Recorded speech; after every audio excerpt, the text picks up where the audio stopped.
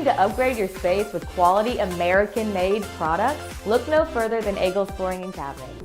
It's our Made in the USA sale, where you can save big with up to 50% off store-wide. But that's not all. Enjoy no interest for 36 months. We'll even pay your sales tax. Install before the holidays at Eagles Flooring and Cabinets, where we make it beautiful for less. It's been a minute, but we are back rocking with Coach Kelly here. And Coach, week 2 of the playoffs, week 1, though, for the Bears. I guess just kind of take us through the bye week. You know, how'd you guys approach that? How'd you handle it? How did the fellas look? Yeah, I feel like we're going to be fresh and we're going to be ready to go. You know, the first thing that we did was we touched back on, you know, the last game against Catholic. We looked at that film, and then we started looking at our opponent just a little bit on Monday. We had cupcakes. Man, we celebrated conference championship for about 20 minutes, and then we moved on. Yeah, kids love the cupcakes. A few of them ate probably half a dozen, so it was a good time. And then, we had a Monday practice on Tuesday. We had a Tuesday practice on Wednesday, and we scrimmaged for a little bit and got our legs under us and hit and ran around a little bit, and then had a quick day on Thursday as well. And then we gave the guys off on Friday. So, and then we just went to a normal week this week as far as our preparation. But our guys are excited. I feel like we're as fresh and as healthy as we've been in a long time. So I think that was a good thing for us to get that bye week. Were you able to take in any of the Marion Van Buren game? Yeah, I watched it online. Watched a lot of other games kind of in passing as well. So it was a fun, time to be on Friday night, knowing that there's no chance that you can lose. You're already going to move on to the second round. So I had a good chance to, sit back, relax a little bit, and, just watch the games, the different streams and see different, different teams, even different classifications at times, because that's really fun to see other coaches that maybe you worked with in the past and see how they're doing. What'd you make of some of the upsets, and does it maybe give you a little, not necessarily pause, but is that just some evidence for your guys like, hey, any given Friday it can happen? Yeah, I mean, anything can happen when it's a one-game series. I mean, anything can happen. I mean, the biggest one was I thought Pocahontas beating Nashville. That was a crazy scenario. That was a 5 versus 1. And, of course, it's one of those, they were hot. Nashville turned the ball over a couple of times in bad situations and set their defense up for bad situations, getting down late, into the red zone. So it's one of those things that whenever one game series, if you're not on your toes and you're ready to go, then you could have issues. And you got to be ready to go anytime in the playoffs. And I guess how do you tell the team that without you want to create that sense of urgency because it's it's win or go home, but you also don't want to maybe overburden them, especially with a lot of them, first experience when it comes to the postseason. Yeah, and that's something that when guys play with anxiety, you hear Nick Saban talk about all the time, the anxiety of, social media, all this other stuff. The real thing is we just want to rep our stuff. And it's one of those things, whenever we get into the playoffs, typically we're scaling back. Like a lot of teams, they'll try to push too much stuff on their players and do things that they're not as good at or something they hadn't repped that many times. To me, I always try to scale back and make sure that we're as exact as possible because it's a one-game season. You got to make sure that you're exact with your planning, whether it's, red zone situations, third and long situations. You got to have, 2 or 3 calls that you really feel good about and you execute well. So that's something we just want to go out and we want to play fast and we don't want to overburden. We know and we talked about, hey, we're climbing now without a rope. If we make it, if we slip, we may fall and then we may not have another tomorrow. So we got to make sure that we're doing our part but I want to let our guys play fast and play with confidence, and that's what we'll do on Friday because we're going to just run our stuff, man. And what's the buzz been like? I mean, obviously last week, and it's like, all right, cool. It's fun that we're conference champs, get a bye week, but now we get into this week, you know who an opponent is, know the win, and the days it's like, okay, it's building up. But what's it been like on campus? Right. No, it's been awesome, and I'll say, I hate to just throw it out there, but we had probably the best week of practice that we've had all year. Our guys were locked in.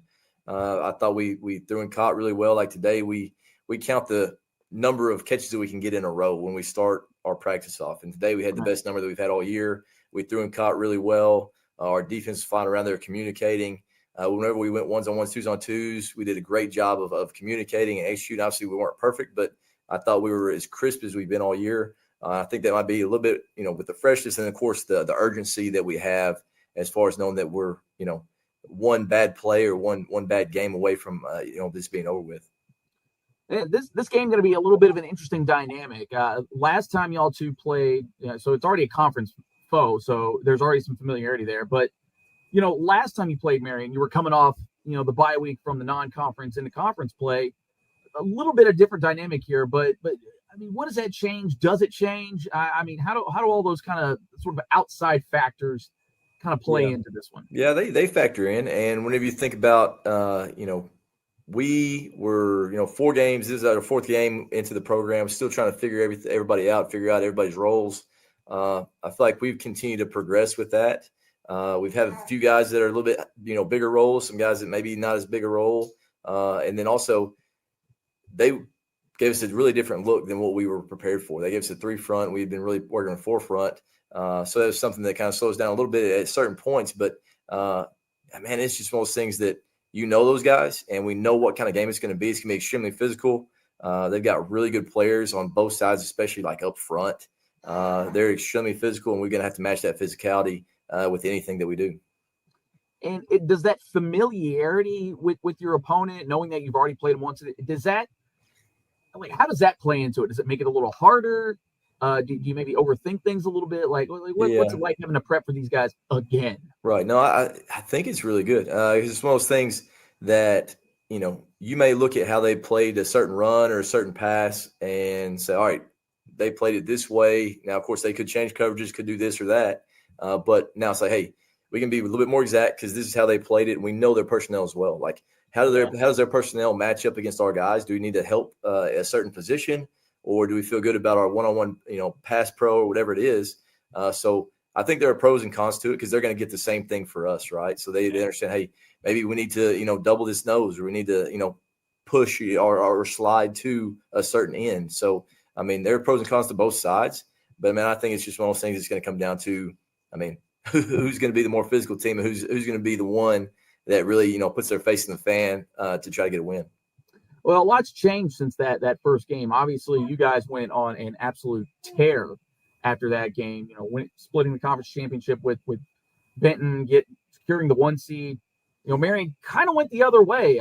They fell off a little bit. You just from what what have you noticed? Or are there some things that maybe you guys can take advantage of, from those kind of pitfalls that Marion ran into throughout the remainder of the season? Yeah, and I mean, of course, like in this conference, man, it could be difference in 10 points, could be a difference in a 5 seed and a 1 seed, right? Yeah. So, I mean, they're extremely, well coached, great athletes, great players. So it's one of those things. It's not just really a hill of beans, but the difference between any of the teams 1 through 6 in our conference. It's just who shows up and plays well and is able to make the plays at the opportune time. So a couple of things that we've got to make sure of that we didn't do a great job of last time is we got to get them on the ground. It's one of those things we can't give up explosive plays, 80-plus yarders, 50 yarders, whatever. Get them on the ground, make them snap the ball again. Can't give up those explosive plays for touchdowns, right? Now they're going to get theirs. They got some of the more explosive players that we've seen all year, but we've got to make sure we stay on top of them, get them on the ground, and make them snap it again. And like we see, we've had a lot of goal line stops. Get to that. I mean, even when we get to the goal line, maybe we can get a stop. Maybe we can get them to, turn it over or something, but we've got to make sure we get them to snap the ball again. Don't give them those explosive touchdowns.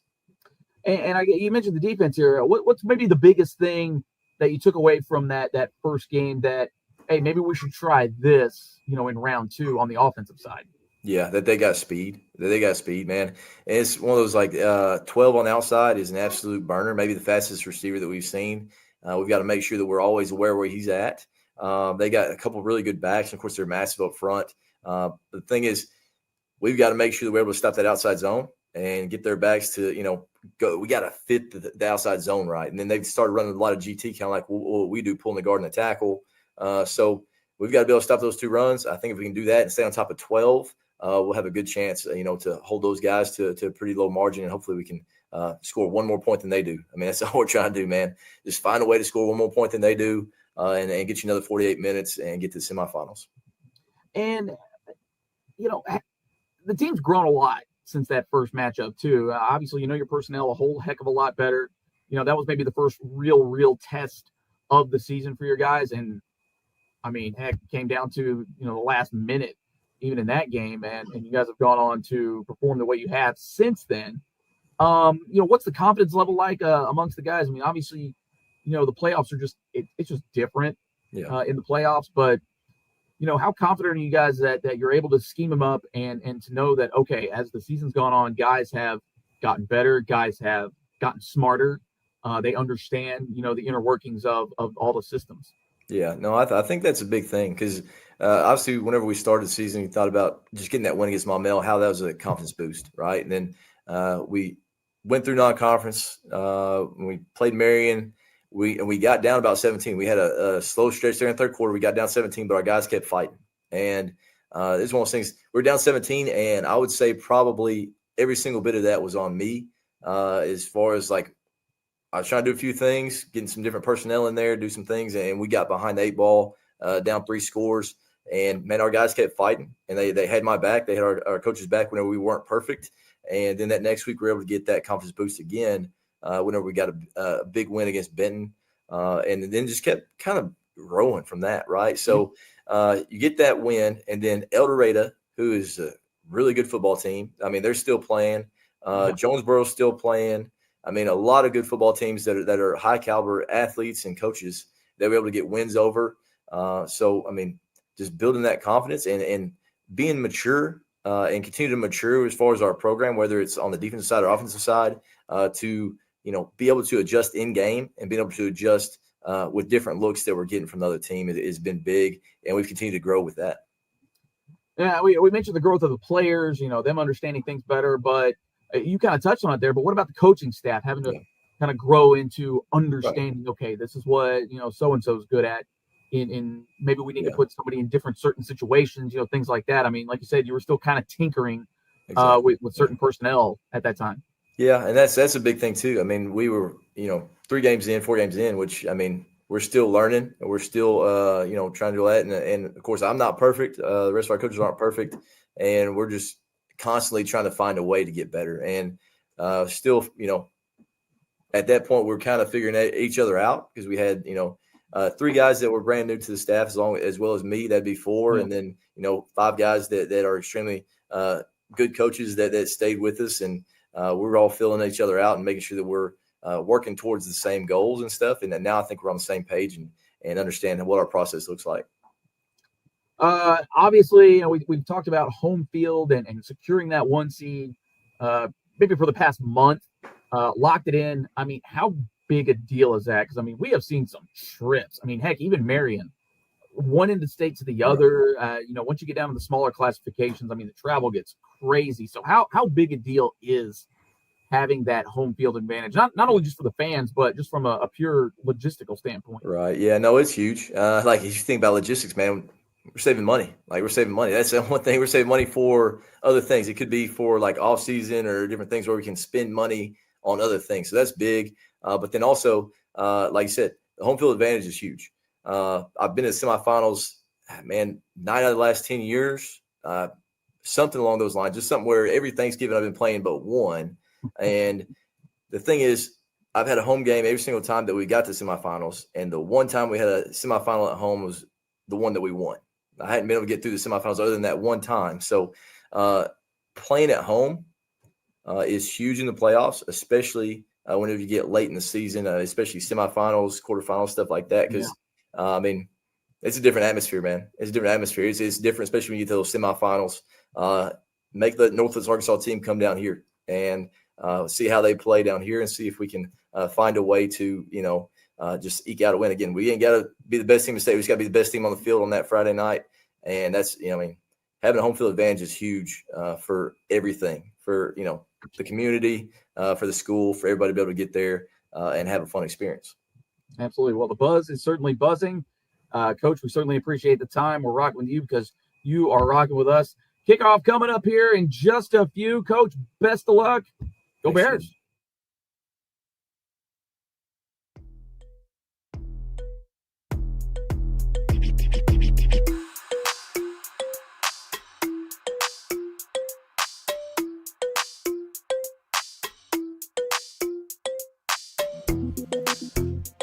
Good evening and welcome into another edition of Sylvan Hills Bears football.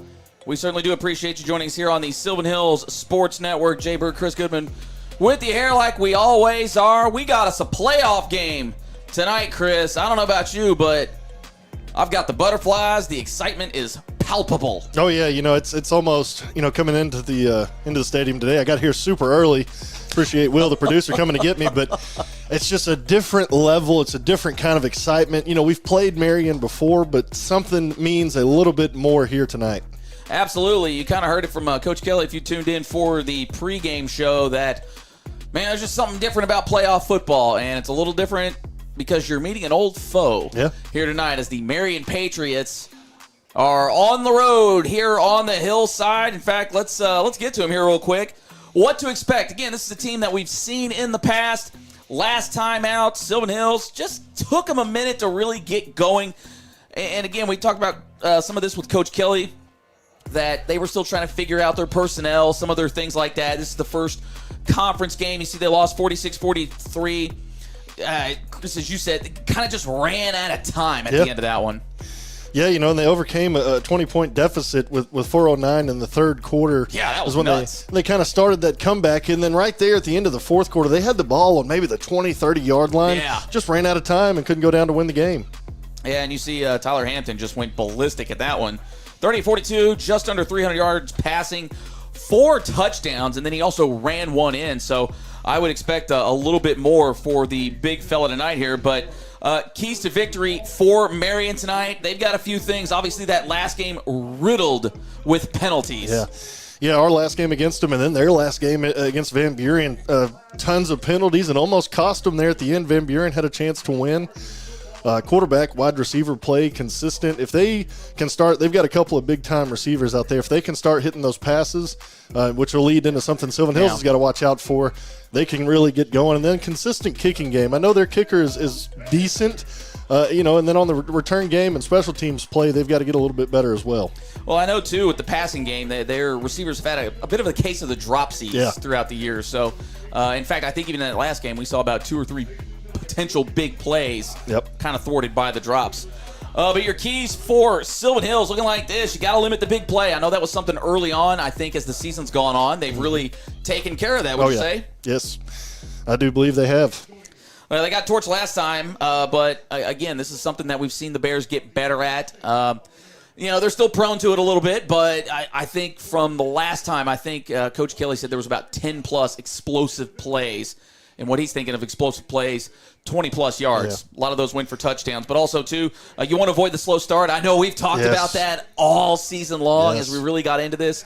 The offense just doesn't seem to really have the rhythm early on for whatever reason. I know Coach Kelly has even said this is something that I've been working on all season. Again, new coach, getting to know your players, things of that nature. So, but you can't afford it now. Yeah. Well, and with that, it kind of seems like, earlier in the season, it was the third quarter they would start getting better. Now here lately, it's a little bit before halftime. So maybe here at the end of the season, now they can play a whole complete game. And that's pretty scary for whoever the Bears are playing against. Absolutely. And then you see the last key there, win the line of scrimmage. Kind of goes without saying. But, Marion, one of the bigger teams in the conference, they can make that run a weapon. And we saw it in that last game. Sylvan Hills just really needs to control the line of scrimmage, dial up that pressure on Walker, make him uncomfortable, try to make them a little more one-dimensional. They can pass, but it's not necessarily the Patriots' bread and butter. Some key players that we need to look out for on the Marion side. Amani Wren, heck of a receiver, kind of a scat back. Yeah, he's pretty good. You see there 502 yards, 8 touchdowns on only 16 receptions. And if you think that's the big thing for him, he's averaging 31 yards per reception. So he's one of those big play guys that a young, kind of untested secondary for Sylvan Hills is going to have to get ready to stop. I don't remember quite what he did against us in the first game, but I know he was a factor in that game. If we're able to take him out tonight, somebody like Nigel Casey or others are able to cover him and take him out, I think we'd be good. On the defensive side, you got the big linebacker. I know Coach Kelly worried about some of the defensive ends, but Zayden Wilson, 4 sacks, was just wreaking havoc. Yeah, 6'2", 215 at that linebacker spot. He's somebody that, can really take over a game for Marion. The 14 TFL, the 4 sacks, potential all-state player. He's a heck of a linebacker and somebody that Isaiah Howell and these running backs are really going to have to get. Once they get past him, they're okay, but it's going to be a tough battle getting past him. All right, some key players for the Bears. We got some dogs on this side of the ball. Obviously, it all starts with the QB, the leader at the helm, Tyler Hampton, having probably one of the best years in Sylvan Hills history. I don't want to say recent history. I'm talking all history. Yeah, I mean, there's not a whole lot to say except go Army when it comes to Tyler Hampton. I'm going to keep advocating for that until he gets another offer. But he's somebody that I know Coach Kelly has worked very well with. You've seen their relationship all season be very, very good, and he's continued to grow into a heck of a quarterback. Well, really, and we've said this coming into this year, you see the TD to INT ratio, 33 throwing TDs to 4 interceptions, so he's really taking care of the ball. One of his favorite targets, though, Lacoby Brent, the big fella, tap him on the forehead. What do you expect out of Big 7 tonight?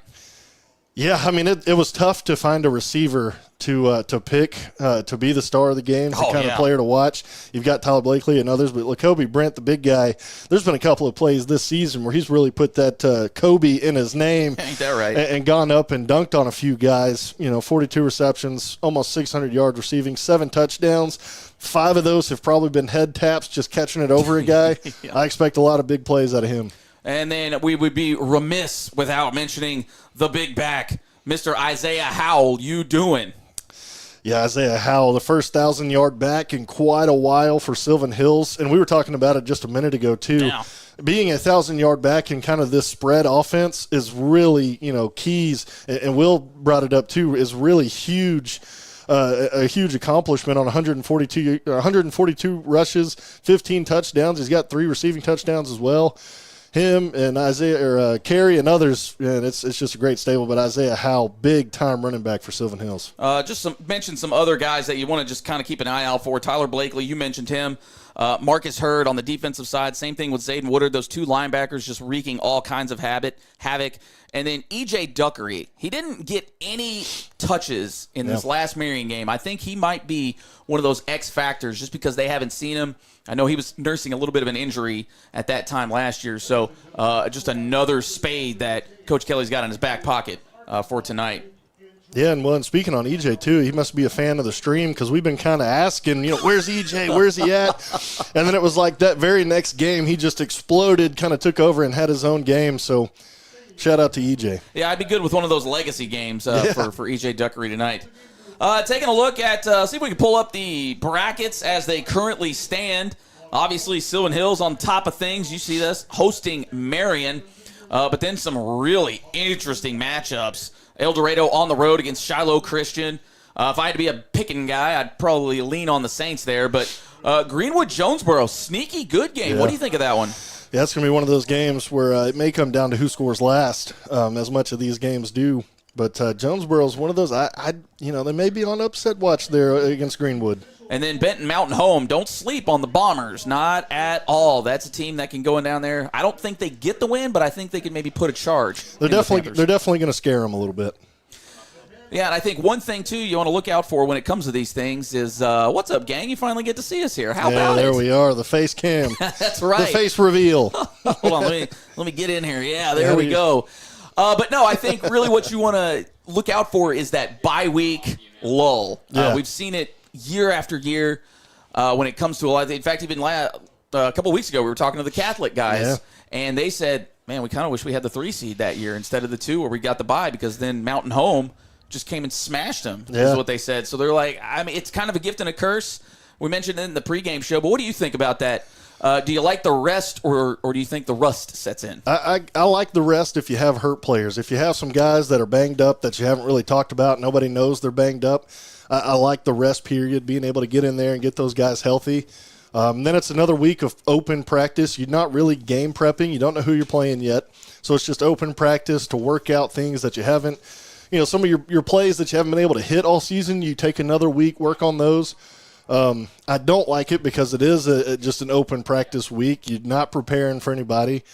You can kind of lose focus and stuff like that. But I know Coach Kelly's a great coach. He's going to have these guys locked in.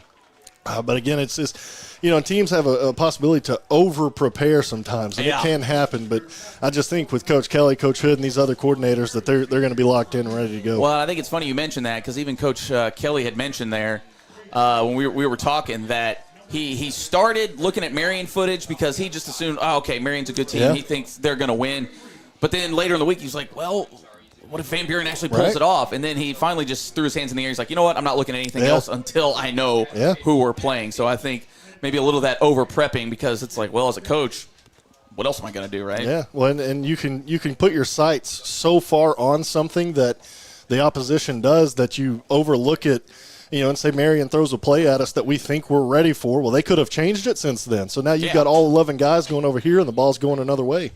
Well, the season has been really interesting for both these teams since they last played. For the Bears, they ain't lost since. Yeah. Wins over Benton, El Dorado, West Memphis, Jonesboro, Sheridan, and Catholic, and putting up big-time points. But for Marion, just the next week, lost to El Dorado. Then they beat West Memphis, lost to Jonesboro, actually shut out against the Golden Hurricane, which was really kind of like, wait, what's going on here? Yeah. Beat Sheridan, beat Catholic, lost to Benton to end it, and then had to rally late on the road in Van Buren. So this is a team, and both these teams are really kind of going in opposite directions. Not that Marion just fell off, but you kind of saw the stumbles there. Yeah, and that Van Buren game was a really good one, and one that, Marion could have had their way with, but they kept getting in their own way. Some of those keys that we were talking about, penalties, they had four turnovers, I believe. And I kind of overheard some of the Marion guys from their broadcast talking earlier. If they have 4 turnovers tonight, it's not going to be good for Marion. So I think if Sylvan Hills can get in there and force maybe some turnovers of their own and play clean, we'll be all right. All right, so it appears Marion has won the toss. They have elected to defer, which was against what Coach Kelly wanted. I was talking to him also this week, and he said, hey, if we win the toss, he's like, usually I want the ball guy, but he kind of likes that win the middle 8 in going into halftime and coming out of halftime, which we've seen the Bears taking full advantage of that time and time again this season. Yeah, I'm more of a take the ball at halftime rather than to begin the game person myself, so I fully understand that. Well, hit first, score first, as they say on the diamond. And we're about to get you set here for playoff football out on the hillside. It's been since 2021 when the Bears hosted Mountain Home, and they actually lost that game. Yeah. I believe it was 21-14. So there have been some nail-biters here on the hillside the past few times that they've played. We had the Parkview game we were talking about the year before with 2020. Yep. The Lake Hamilton game that they just heartbreaker loss. Yep. Going for 2 on at least from where we're looking on the left side. I forget, that's the west side of the stadium. And here come the Bears. Smoke already popping. Hope we can pop some more tonight. Boy, Joey brought out the full smoke and mirrors tonight. Yeah, it's gonna be a good game here tonight. Want to give a shout out to everybody watching. I know we've got fans all over the country and here in the state. Shout out to those that may be at deer camp watching the game. Hey, we see you too. So we appreciate everybody out there in Bear Country watching this game. It's going to be a good one. Absolutely. Let's see where all Bear Country is. Go ahead and drop it in the chat. Where are you watching from? Who you got with you? Hey, let's go. Make sure you also like and subscribe to the page. Obviously, if you're jamming with us, you probably already do those things. Make sure you share that page, too. That's what we really want to get going here because, hey, basketball season. Hey, big win for the Bears the other night. Big win against Mills on the road. In the new digs. The basketball team is looking very good. Talked to one of the assistant coaches for the girls team and Coach Strickland. They both said that the girls team is playing really well. They should be very good this year. So can't wait. And shout out to Jakiah Miller. I think that was her name. Used to play at Sylvan Hills, now at Louisiana Tech. Yeah. She had a very good game against the Razorbacks a couple of nights ago. So. Well, I hate that she's at La Tech, but other than that, hey, go off, girl. Janiyah Miller is her name. There you go. But she had a great game. I was so excited the other night watching her play, even though it was against the Razorbacks. Very cool to see somebody from the hillside. Hey, doing D-Far, down the street. Hey, why don't you get on up here in the stands? Of course, it is kind of jammed up here, so I see what you're doing there. And plus, you're rocking with us, so we're okay with that, too. Come on, Davian. Pay the admission fee and get in. Hey, TXDX Rider down there in North Little Rock couldn't make the game, but, hey, you're here with us, so we're all right with it. Hey, we got somebody working in Hey, Jay Sum, go ahead, in Wyoming. I see you out there. You out there in Cody? Gianna That's Morris, about the only town I know in Wyoming. Cody and Cheyenne. Well, in Laramie. Isn't that the capital? Is Laramie? Is it Laramie? Yeah, I think it is Laramie. I don't know if that's the capital. I thought Cheyenne was the capital. Maybe Cheyenne. I'm showing my education. Yeah. I don't know. Hey, we went to Sylvan Hills. Patriots will kick the ball to the Bears to start this one off. Sylvan Hills be going right to left on your screen. Big time atmosphere here tonight. They go onside kick. No, we had whistles blowing well before that. Lacoby Brandt, you could tell he gator-armed it up, so I'm not sure if officials weren't ready or if it was a elite autoplex flag on the play. I'm not sure. Did they just jump the gun? Because Lacoby would have came down with it, but I heard the whistles well before. Yeah, it was. Okay, so it appears they were offside. Yeah. I mean, it was almost immediately when he kicked the ball is when they blew it pretty close. So Marion thought they really opened the game up with something there, but they'll back it up 5. And it appears the student section moved back into the stands. Probably a good cause. This one a little spicy last time out, so can't say I blame them there, but I like to see full bleachers. So we'll see if the Patriots are going to give the onside kick another go. And it looks like they are, Will. So we'll see. It looks like they're setting up for it. But we'll see if it actually comes to fruition. And they will. And Lacoby Brandt. Now that was something last time. Yeah. They were letting them come in and get their shots on the Bears on those onside kicks well after. So I'll be interested to see how tightly they call that going in this one. But Bears recover the onside kick. They will set up shop at their own 48. Yeah, and good job on Lacoby Brandt right there. Twice they kicked it at him, and he did a good job there. You don't want to pick that ball up or anything. Just lay on top of it, set your offense up in a really good field position here. And Tyler Hampton, go Army, comes out there. Isaiah Howell, I'm ready to see the offense work. Big Larry Lee Turner at left tackle. Let's go, guys. Oh, we got somebody in here from Anaheim, California. Okay. Clark's Harriet, we see out there. And the inside zone to Isaiah Howell, nothing doing right out the gate. As Ryan Blackwell led the way for the Patriots.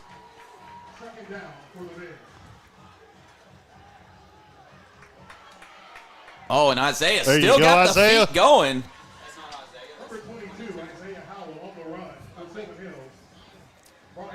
It's Isaiah Howell. Will's throwing me off in here.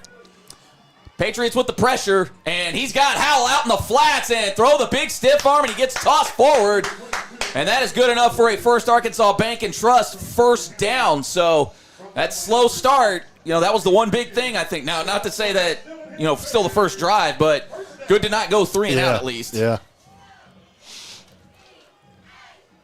Carry goes from right to left. Howell. And, in and out of the hands of Blakely. I thought he had it maybe for a moment. I didn't see where the ball went on that one. Yeah, that one lost in the matrix. So it'll be 2nd and 10. So Sylvan Hills going with some pace right out the blocks. Twins to either side. And Howell just right up the middle. And ball's on the dirt. I think lost it. And I think the Patriots have recovered, and there's the signal. So uncharacteristic of Isaiah Howell, and he fumbles the ball. So an unfortunate set of circumstances. I think that might be maybe the second time that I've seen him put the ball on the turf this season. Yeah, and we'll see if Will can get us a replay here. And here we go. See what just happened. Looks like he ran through 2 guys. Just got the hand in there. Yeah, just trying to fight through 2 guys and lost the football. Well, defense will have their work cut out for them. Again, we'll see if they can control that line of scrimmage. Looks like a little chaos. And that's a man right out there in the flats. I believe that's Jeremy Dent. So one of those guys you're going to have to look out for. He's a little diminutive fellow, but he can get up and down the field pretty quick. Yeah, both teams running with a little bit of pace. Marion seems like they want to get on the ball quickly. As I say that, they're taking their time in the huddle, but they're really wanting to, I'm sure, take advantage of these turnovers and put up points early on the Bears. Absolutely. A little fascinating trips to the right, but they're all kind of stacked on top of each other. So that's one of these little goofy wrinkles. Maybe got away with a false start there. And then maybe a hold there as well. And forced out of bounds by Marcus Hurd. Maybe lost a yard on the play, but That's what we like to call a good old cover sack. Yeah. And good job on Hurd getting out there. Hurd and Woodard both at that linebacker spot are going to have to play huge games to stop that run game from Marion. And then, like we said earlier, this secondary has got to control Wren and all these other guys. Well, and you really got to watch Walker. He'll take off. Oh, yeah. In a hurry, especially if there's nothing there. High pass, almost had a shot at the INT. Believe that was Kai Griffin, who maybe would have had a shot at it. 3rd and 11 now for the Patriots. So, again, if there's been a knock on this Bears defense, it's been those 3rd and longs. Yep. They've been susceptible to them at times. You just got to play to your keys here. Watch where the sticks are. Don't give up anything big. And they're rolling out, and they're just going to lay the wood. And that was a bit of a panic throw, so the Bears defense stands tall. And I think you saw Cam Johnson over there. Maybe it was Malachi Summons who just bulldozed a blocker. Really didn't look like he was trying to get around. I think it was more of a containment hit. Well, and sometimes that's one of those times where you got to kind of take one for the team and take out that lead blocker so the rest of the play is blown up. And that's really, those defensive ends, that's where they come in strong, is you take out that lead guard or that lead back. That lets the rest of your team get back there and make a tackle. Got some folks chiming in from Notre Dame. Okay, I see you, Cody. Got some folks in here from Sherman, Texas. And Kai Griffin will let it go, and that ball is... They got in there. Yeah. Woo! Barely. Oh, man, I thought he just got the hand in there in time, but the Bears will get it at their 20-yard line. So they dodge a bullet. Yeah, I almost want to say they dodged a bullet twice. You give up the fumble, and then you're able to have the ball bounce your way and go into the end zone and save a ton of field position. Oh, yeah, I'm telling you. Those are those bullets you don't really think about. Well, we'll see what the Bears got cooking here. Twins to both sides to start. I think that's Mo Phillips out there. Tyler Hampton pitches it out. That's E.J. Duckery. We was talking about him. He's still on his feet, pushed out of bounds. About a 15-yard gain. That's going to be a First Arkansas Bank and Trust first down. Great Lakes, Illinois checking in, too. All right, Farmington, okay. Yeah, that was a great play there by Tyler, too, getting that pitch off. Boy, they were on him quick, too. Speaking of on him quick, Bears line up, snap it real quick. Maybe about a 3 or 4 yard gain. Yeah, everybody watching, you'll have to bear with us a little bit. We're working with the big broadcast tonight, so we're going to try and run some replays. We got the mega cast for you. Oh, no, and we were talking about that, too. Very uncharacteristic. Oh, I'm not sure what Tyler Hampton was looking at there, if he was trying to throw the ball away, but throws it right into the hands of R.L. Johnson. So, Bears, you can tell it's been a minute since they've been in big, meaningful games. And 2 turnovers on 2 offensive drives early on. And you talk about the slow starts. This is about as slow as you can go. Well, sluggish even at this point. 2 turnovers on 2 possessions is not very good football. Bears defense is going to be relied on once again to come out here and get another stop deep in their own territory. Maybe generate a turnover of their own. Man in motion, that's going to be technically a pass.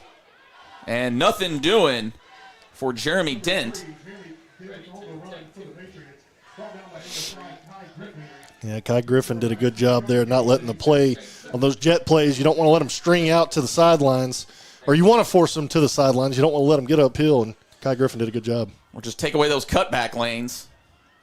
Case in point right there, almost got a hand in for the ball, but Rico Ward stumbles forward for maybe about 5 or 6, so this will bring up a 3rd and 3 situation. Another big 3rd down.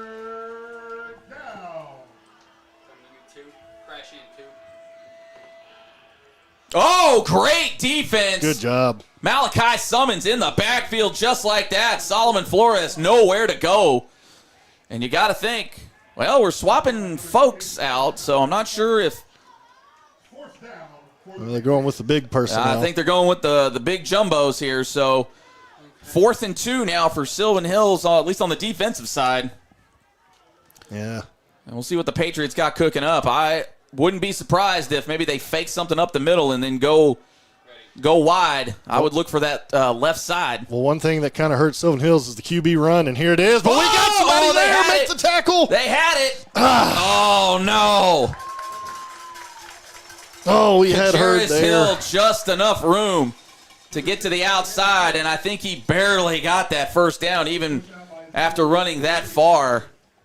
I'm not sure who that was that shot up the middle. I think it was Hurd. Oh, mercy. Big fourth down conversion for the Patriots, and they still have an opportunity to get another first down. And you got to think at this point, teams are just going for blood right now, even though it's early.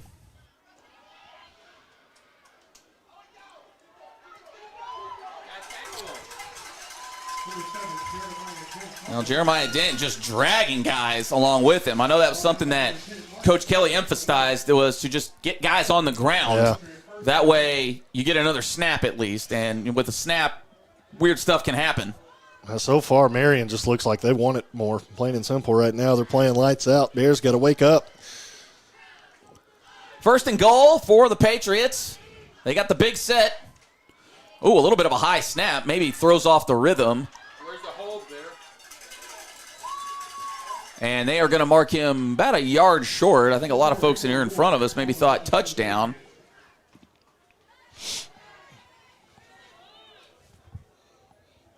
And Marion's second and goal. Got to think they're just going to rear up and pound it in there 3 straight times. But we saw this in the last game. Bears had to come up with a big goal line stand, and they did.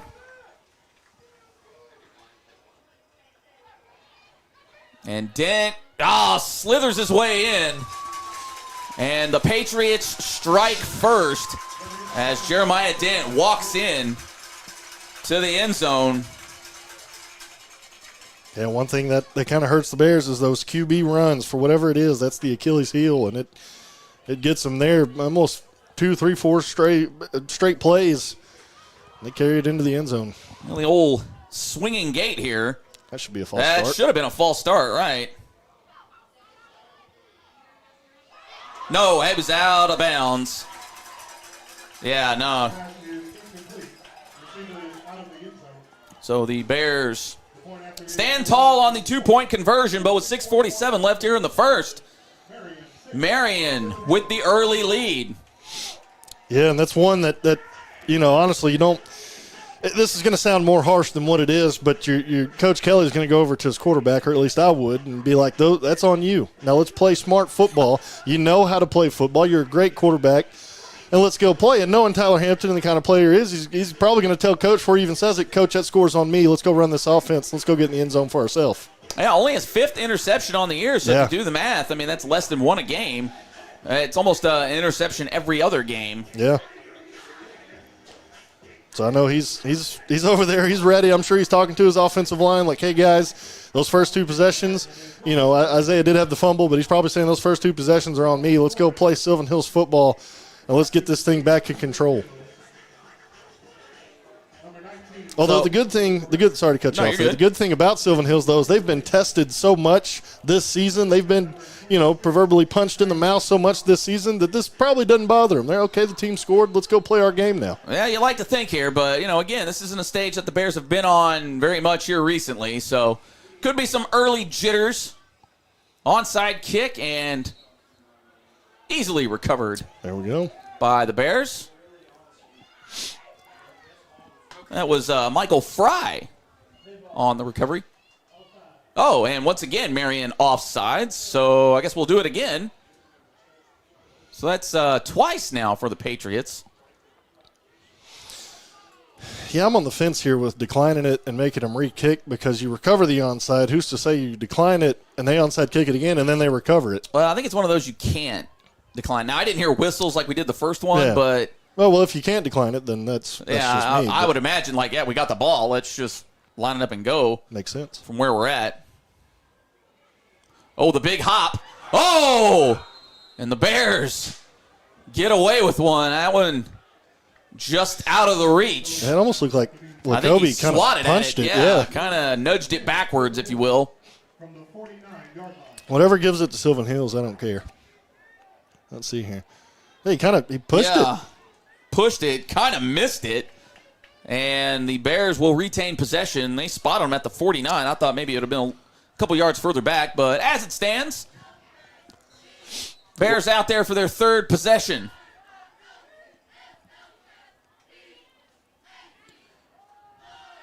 The quick throw out there. Tyler Blakely had some room, but gets wrestled down.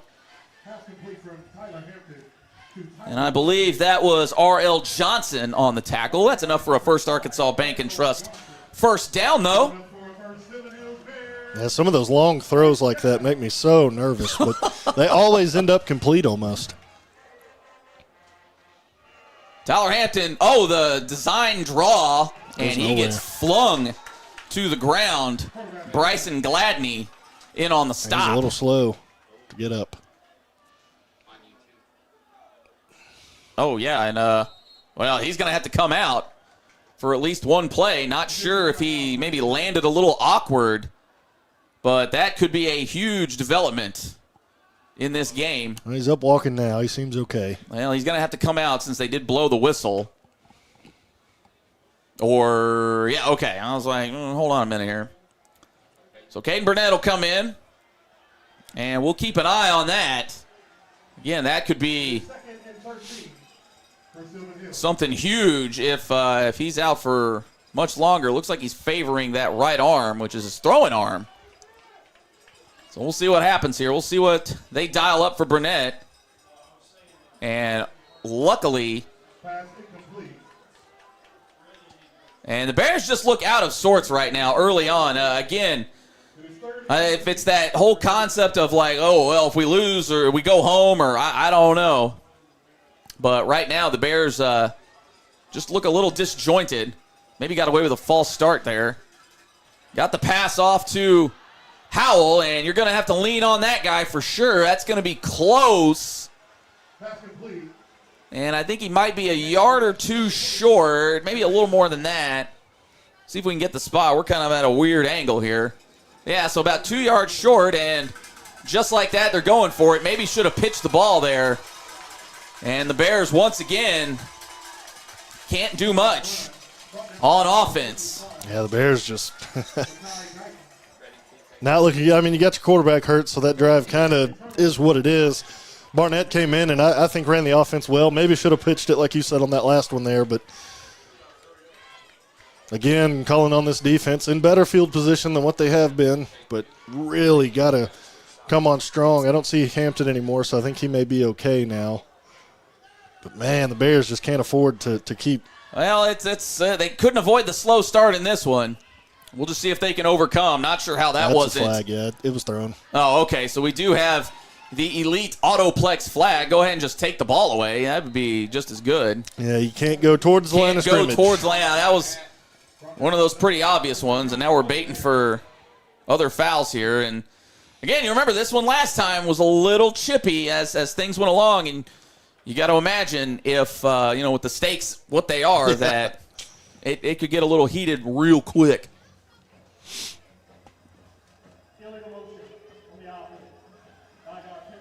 So illegal motion on the Patriots. That'll cost them 5. Yeah, you got to stay lateral to the line of scrimmage. You can't move forward. And we all saw that quite he did the CFL. there. Yeah, they can have like 2 or 3 guys in motion at once. It's crazy. Oh yeah, no, it's nuts watching that. Boy, my head gets a spin in there. So 1st and 15, empty backfield for the Patriots. Quick shot.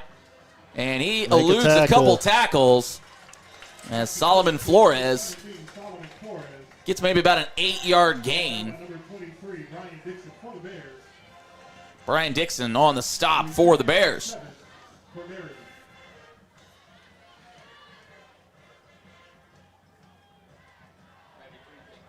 Man in motion for the Patriots. They fake the quick pitch, but that's looking like, the big fella. There we my. Go. Oh, my. Johnson. Poor Marquez Cry. They call that inertia. Boy, he was going one way, and then the offender went the other way. When you're a bigger fella, all right, you get going in one direction. It's hard to go back the other way. Okay? Yeah, it's hard to cut on a dime. 3rd and 6 now for the Patriots. Empty backfield, trips to the right. Almost picked off. Oh, my goodness. Zayden Woodard had his hands on it. He probably would have scored. But I'm kind of surprised. That ball sort of hung up there a little longer. Yeah, I thought Flores was maybe going to make an effort at it, unless he just didn't see it. Yeah. But the Bears defense stands tall. Oh, well. We're shifting around here for the Patriots. You always got to wonder what they got up their sleeve. And they're going for it. They faked it. And it is incomplete. No flags on the play. So, gutsy call by the Patriots in their own territory. Deep in their own territory. Bears are going to take over about the 35. Great job there being disciplined. Wow. Not falling for the eye candy and seeing where the ball goes and playing defense. Great job there. Excellent job there. Who's that, number 4 in coverage there? Yeah, that was just not a great throw either. Great job. Would have had first down yardage, but as it stands, Bears will take over 1st and 10. Tyler Hampton back in the game, so that's good to see. Yeah, something looked off there. And I'm not sure if that's going to be offsides. No, that's going to be a false start on the Bears. Yeah, something looked off from the jump there.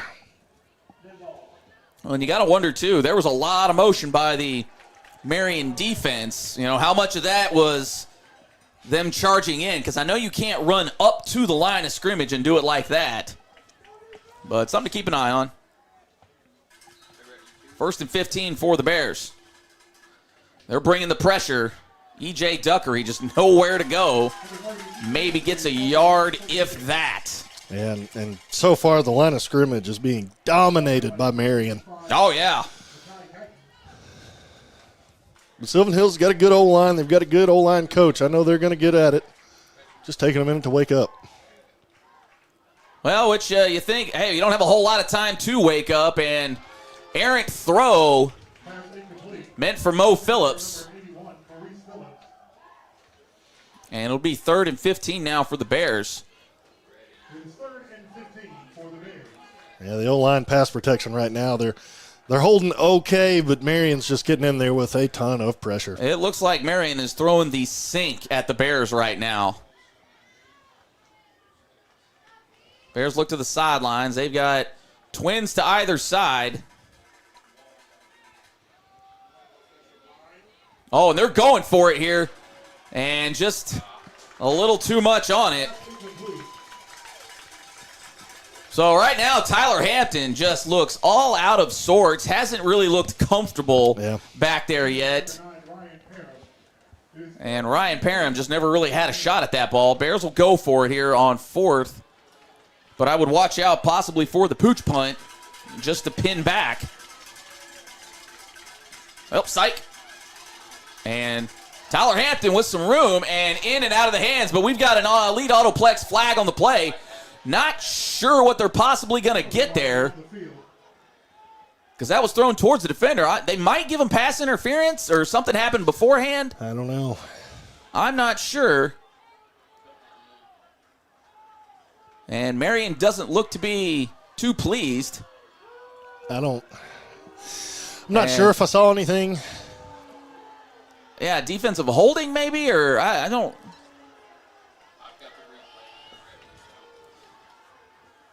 Okay, here we'll get the call. Oh, it was defensive holding.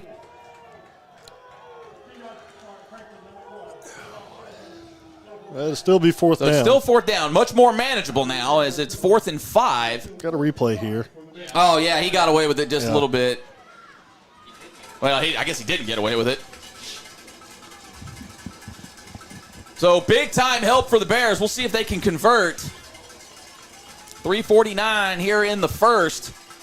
It's a tense one so far. Sailed it. Oh, and he overthrew it. You got to think Tyler Blakely maybe still should have caught that one. And the Bears, once again, can't do much on offense. And it was there. I think he had to adjust for a guy in his grill, but that's one you'd like to think that Tyler Blakely can come up with. Yeah, I mean, if he catches that, he's probably in the end zone right now. But well, it's at least a first down. Yeah, Hampton, you got to hit him in the numbers. Absolutely. Defense back out on the field. And they are stretching it. Big time tackle Right there is Marcus Hurd. Welcome to the show. That was Jeremiah Dent. Loss of about 2 on the play, so that's one of those TFLs. Yeah. Well, and the Bears defense is usually playing pretty good when we're calling Hurd and Woodard's name a bunch. Tends to help. Man in motion. I did it again, I think, but I guess it was he didn't do it enough. A little less. Ooh, I think they got away with that once again. Pierre Grimes, welcome to the show. 3rd and about 5. And we've got an official timeout. Not sure what. I believe it's an equipment issue. So, Patriots will just swap guys out. Zayden Wilson in the game now for the Patriots. Big time play here for the Bears. Well, we're going to swap him right back out, I guess. So if the Bears can come up with a stop here, maybe not make it a close 4th down, I think they can hang on. Well, you got to watch that QB. It's kind of a wildcat formation. Watch that QB keeping it. Yeah, you got to just watch for everybody. And there we got an elite Autoplex flag on the play as it stands just beyond the sticks. But that is in that area of holding, as you may have heard producer Will there calling it out. And I would imagine. Hey, sometimes they need help too, Will. And that is going to be holding, so the Elite Autoplex flag. Don't get caught holding up your vehicle needs. Elite Autoplex can deliver stress-free car buying experience, cash, cars, financing, good, bad credit, all that stuff won't interfere. Give them a call, 501-933-4444, or you can visit them at 8890 Landers Road in North Little Rock. Your next ride is just a good or bad call away. 3rd and 14 for the Patriots. Ducey James. Oh, everybody playing good defense right there. Ducey James causing some havoc. Pierre Grimes got his hands in there. Who are we missing there? Coach Hood, I guess. That's about the only guy on the defense that didn't touch the ball there that time. But this Bears defense, man, time and time again, they keep standing up and stopping Marion. Now the offense has got to wake up. Well, we'll see what the Patriots are going to do. See if they try to get slick with it. Not sure that I wouldn't almost just go for it here, the way the Bears' offense has been operating so far. High kick into the night. Kai Griffin just says, nah, I'm good. Oh, the friendly bounce for the Bears. And they will get it spotted about the 43, maybe the 44. And they'll give it to them at their own 44. So, you know, Chris, we haven't seen – it's pretty uncharacteristic of what we've seen from this Bears team so far this year. Yeah, I mean, it's very uncharacteristic. I don't know if we've seen them have 2 turnovers back-to-back. They've had a couple of 3-and-outs back-to-back, but 2 turnovers, then a couple of drives that stalled out. I mean, seen Tyler Hampton sail a couple passes. But you got to know they're going to start clicking at some point. At some point, they're going to start hitting these plays that they know they can. Yeah, in his defense, Marion has really dialed up the pressure. And case in point right there, Isaiah Howell nowhere to go. Not sure if that was the designed run or if there was a read there. I think he was supposed to take that and go up the middle, and he tried to bounce it outside right into the – they only sent 3 that time, I'm pretty sure, and he bounced it right outside into the defensive end. Yeah, so that's one thing Sylvan Hills has got to compete with is the speed of this Marion defense. Blitz coming. And Isaiah Howell in the area, but nothing doing. And it is 3rd and long. And right now the Bears not winning that line of scrimmage. We made it one of our keys of the game. And it's just, it hadn't been pretty for this O-line so far tonight. Well, and the way you bail your O-line out is some quick passes, but they haven't been hitting those either. Bears just need something positive here. Twins to either side. Marion's coming. Ball hits the dirt. Oh, that's got to be PI. That's got to be some kind of pass interference. How's that not pass interference? He laid him out before the ball got there. And it wasn't behind the line. Are they saying it was behind the line? It may have been behind the line. It may have been just barely. All right, I'll let it slide for that. Right now, Marion is just all over everything. Yeah, they are in the Bears' kitchen right now. Kane Burnett in for the punt. The one time that Marion doesn't send pressure. And Lacoby Brent make the tackle. Held him up, and there we go. Bears and friends, a on sleuth him. of Bears. Heck, take the ball away. And the whistle blows, and Marion will set up shop about their own 24-yard line. So this Bears defense is hanging tough, but unfortunately, the defense normally can't score. Yeah. Well, I think this is going to be the first time, possibly so far, that Sylvan Hills has been shut out in a quarter in a very long time, especially the first quarter. Yeah, I'm not sure that I can recall, except for running clock quarters, that they've been shut out in one. 1:21 left, though. Trips to the right for Marion.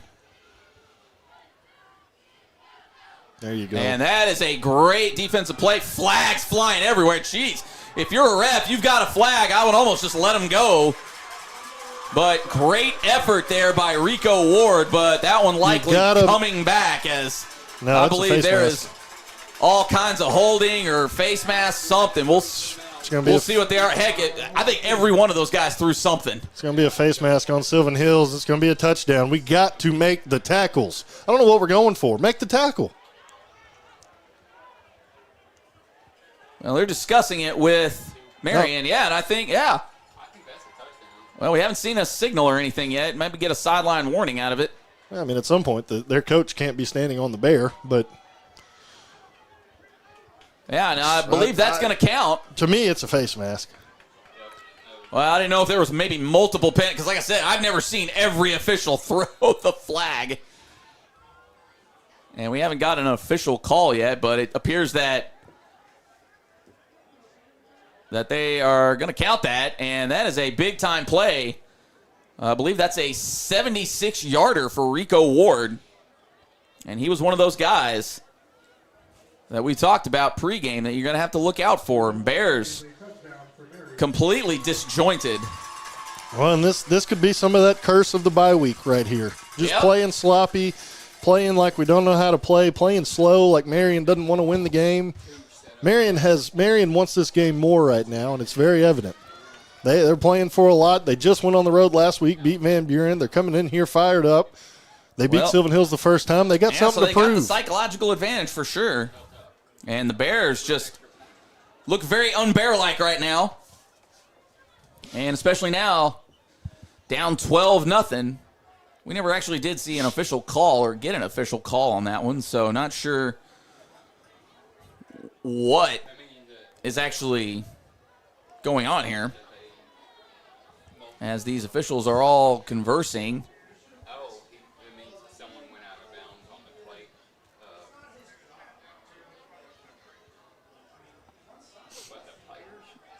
Coach Kelly out there trying to eavesdrop a little bit.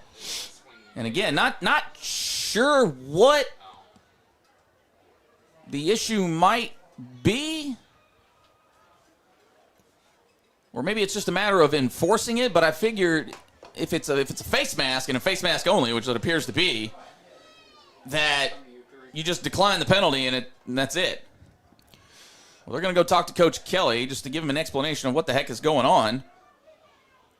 Well, and if everyone remembers, Sylvan Hills was down 20 the first time we played this game. You'd like to not see that. They came back and only lost by 3, but you'd like to not see the 20-point deficit come on before you wake up and start playing football. There is nothing else after this if you lose. Yeah. I mean, there are no more games. Every night is senior night. All right, so Coach Kelly appears to be, satisfied with what they gave him, I guess. And the Patriots will go for 1 this time, it appears. And once again, the Stripes are conversing about who knows what. All right, now we might be set to get an official call here. Maybe. We have 2 fouls in play. Personal foul, face mask, Sylvan Hills during the play.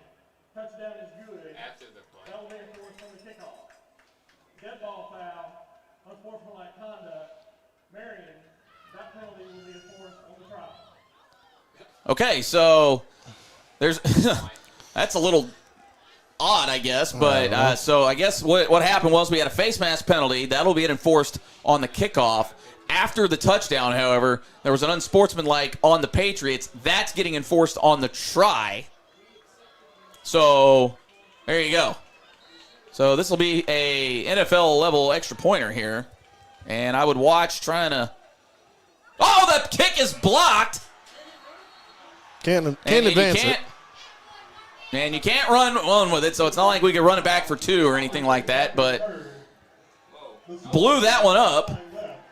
So just over a minute left here in the first quarter.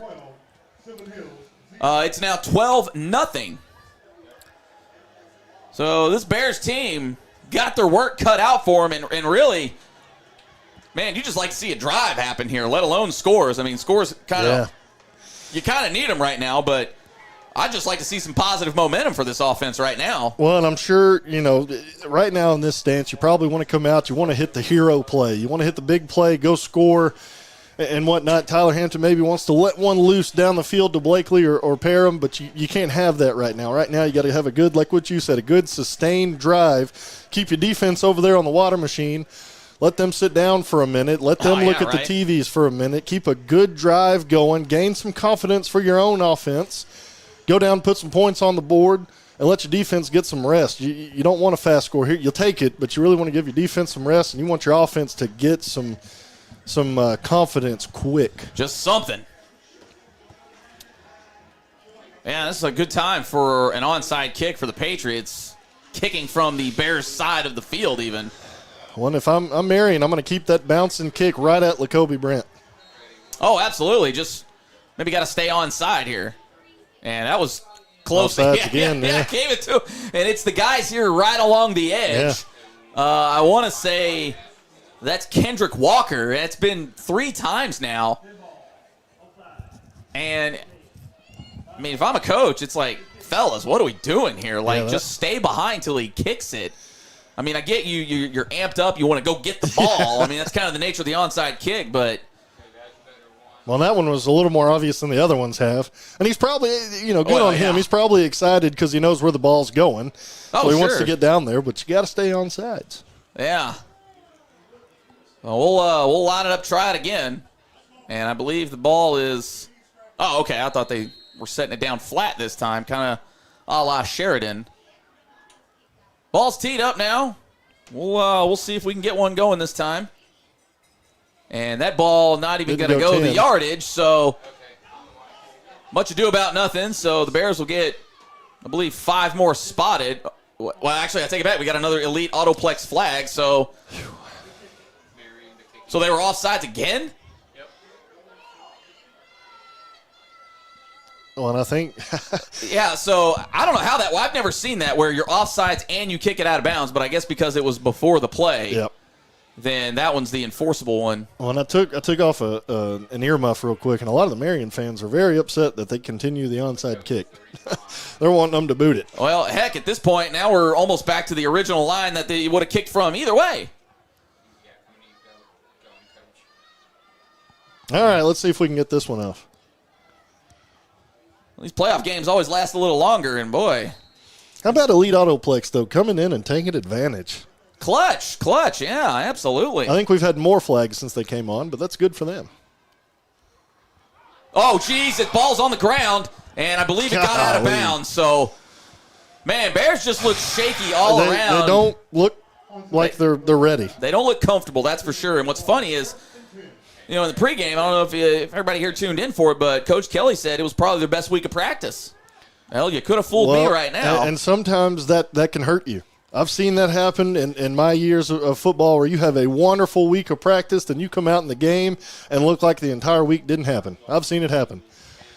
There was a time when I was with the Wise Guys. We had a wonderful week of practice, went up to St. Joseph, Missouri, and looked like we had never even seen a football, so it can happen. Well, it's happening right now, but we'll see if the Bears can work their way out of it. And we got another elite Autoplex flag on the play. There we go. We'll play football here in a minute, I promise. So we'll get some plays off eventually. And that's going to go against the Bears this time. I don't think I saw who moved, but... May have been the left guard, maybe. Yeah, I'm not sure. I thought that was a jump off, but what do I know? So Bears already behind the chains. And Tyler Hampton, that's a design run, going a little more side to side than up and down. And we've got another elite Autoplex flag on the play. That might be shenanigans after the play. Not sure who it might be on, and you got to think that these refs know, like, okay, last time this game was chippy. Yeah. It's the playoffs also, so it's going to be a little chippy. Well, and Zayden Wilson from Marion there did a good job. Looked like he was shot out of a rocket, went and got Tyler Hampton. But right now, Sylvan Hills is well, it's being dominated. Going against the Patriots, so they'll spot them 15. Again, just needed anything positive at this point. Oh, a horse collar. Okay, so not shenanigans. The horse collar tackle. I thought maybe he had jersey there. I couldn't tell, but I guess he got up in the pad. And you can do it, even if you grab up there, as long as you got a shirt. Yep. But you can't actually get the actual pads. Well, Bears catch a break. It's Needed some kind of first Arkansas Bank and Trust first down, and they got one. I don't know if they've had one yet. They've had a couple, but the account's running low right now. Patient running, just nowhere to go with it. And he gets back to the line of scrimmage.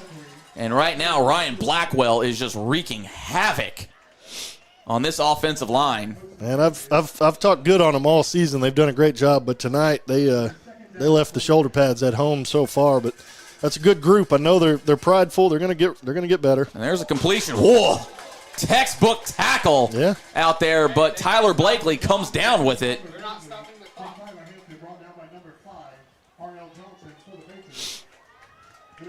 And 3rd and 5 now as we run down the last bit of the first quarter here. Tyler Hampton under duress. He's got room to run. He's just going to take it himself. He's got there you go. A first down and then some. He gets out of bounds. And Tyler Hampton finally doing some damage. Maybe he just had to get just something there. That's another First Arkansas Bank and Trust first down. Well, and sometimes, like in basketball, you see the first shot go down, you get all your confidence back. Let's see. And Isaiah Howell falls forward, maybe gets 2 or 3 on the play, and that'll bring us, that was E.J. Duckery. And that'll bring us to the end of the first quarter, a merciful end to the first quarter. Well, tough scene for the Bears, but they are driving right now after one. 12-0, the Marion Patriots lead here in round 2 of the 6A state playoffs. Stay around with us here. We got the second quarter coming up for you. Jay Bird, Chris Goodman on the Sylvan Hills Sports Network. Looking to upgrade your space with quality American-made products? Look no further than Eagles Flooring and Cabinets. It's our Made in the USA sale, where you can save big with up to 50% off store-wide. But that's not all. Enjoy no interest for 36 months. We'll even pay your sales tax. Install before the holidays at Eagles Flooring and Cabinets, where we make it beautiful for less.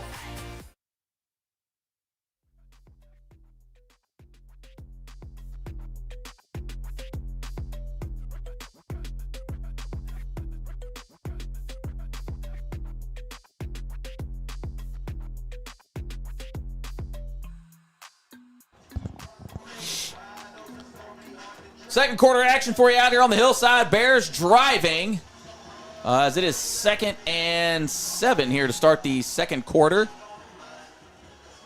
And there's the official whistle. Bears got to get into the end zone. There's just no getting around that right now. They need something. And Tyler Hampton just looks off. And we've got a late elite Autoplex flag on the play. I'm not sure what that could have been. Oh, an illegal man downfield is what it looks like. Yep. I'd probably go ahead and decline that one. There's been a couple of plays where the two guards, I don't really know what they're looking for. You're in pass pro, so I don't know why you're trying to get downfield on a linebacker. But yeah, it's not even really an RPO, at least on that one. Oh, they accepted the penalty. All right, excuse me. But do want to shout out our sponsors here real quick. Eagles Carpet One Flooring and Home, First Arkansas Bank and Trust, Elite Autoplex, and Preferred Printing. We certainly appreciate everybody. Hey, basketball season's coming up. Hey, get in on some of the action. This is going to be a high-flying Sylvan Hills team. All right, what was your point there, Chris? It's just, if you know it's a pass play and you know Tyler's probably going to pull it and pass it, don't go downfield. Yeah, where or are at you least going? stay. I mean, I think in high school you're allowed 3 yards. Yeah. Stay in that 1 to 2 range. Oh, the old reverse pitch and nothing doing. And, you know, they got to combat the speed right now. And I'm not sure doing an option to the short side of the field is really the play right now because Marion is stretching this team out. Maybe 2 yards on that one, 3rd and long. Tyler Hampton finally upright for a little bit. And another high pass. A high pass, and he just looks shook right now. I mean, I'm not sure how else to put it. Looked like he had a pretty clean pocket right there. Again, not sure if, you know, some of the hits are taking their toll on him, but what looked to be a promising drive is now sputtering out here unless the Bears can convert a 4th and 12. Well, and I talk about it a lot, but he's got an offer from Army, and that means he's resilient. So let's see that come through. And he is under pressure now, and he's not going to get away from it, and you'd like to see him throw it away, but nothing doing right now. The Bears got nothing. And if you're the Bears right now, you got to start to feel a little nervous. I know it's a little early in the second quarter, but you just haven't been able to do anything on offense. And, you know, you got to figure something out. What that is at this point, because Marion is throwing everything that they've got. And you can tell this is stuff they haven't seen out of this team because, frankly, they look lost right now. Well, and they probably came into this game a little confident, and that's fine, but you don't want to come in overconfident. And the O-line, I know Coach Dorsey over there is going to get him. He's going to get him on the tablet and probably say some fun words, but got to wake that unit up right now. Well, got to wake the defense up too. And Rico Ward patiently waiting and finds a little bit of a hole. Maybe gets 8 or 9. So this is what the Bears are used to doing to other teams, is just that patient waiting. But right now, that offensive line, as you mentioned, they're just getting dominated. And really, the defensive line hadn't been able to do a whole lot either. Well, and what I've seen, and I'll wait for this play to be over. Oh, great play there, but good blocking. Just a little too much real estate. That's what happens when you run to the wide side, at least in my opinion. But what I've seen out of the Sylvan Hills offense is, 1, Tyler Hampton overthrowing his receivers, but 2, some of our run plays, we haven't been able to be patient, like you said, and we haven't been able to make that first guy miss. We usually are very good at making that first guy miss, but Marion's tackling tonight has been on tackling point. right now. There's really not a first guy. You got to make the first, second, and third guy miss at the same time. Oh, in and out of the hands, and those are just some of those drops that we were talking about earlier, and really nobody in the neighborhood of Rico Ward, just in and out of the hands. I think he tried to cut it up just a smidge too early. We'll bring up 2nd and 10, so Bears catch a break. Malachi Summons was creating a little havoc in the backfield. We'll see if the Bears can continue the havoc creating. All kinds of stuff going on right now. And Rico Ward down in the backfield. Malachi Summons creating more of that havoc, just like we wanted. 3rd and 14. Well, maybe 13 for the Bears. Yeah, Malachi Summons has had a rather quiet year, but he's made some big plays at times. There he's able to hold him up, and Woodard's able to get back there and make the tackle. Now would be a great time for a sack, or really just a stop. Oh, that one hung up there and just beyond the sticks was Jeremy Dent. So great play call from the Patriots. Just a little sort of a flag route right to the sticks. Puts it right on a dime. Yeah, and they've targeted Brian Dixon a few times. He's the youngest DB we have out there. Oh, good cutback lane. Held up for just a moment.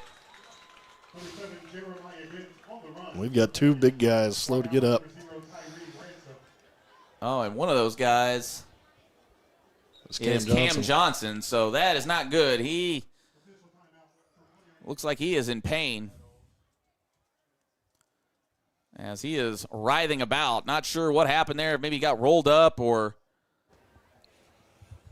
it looks like it might be the lower leg. And, we've seen, and hopefully this is the case here right now with Cam Johnson, is you're maybe a little more freaked out Yeah. than what the actual injury is. But, Bears defense cannot afford that as he's back on his feet, walking a little gingerly off, favoring that right side.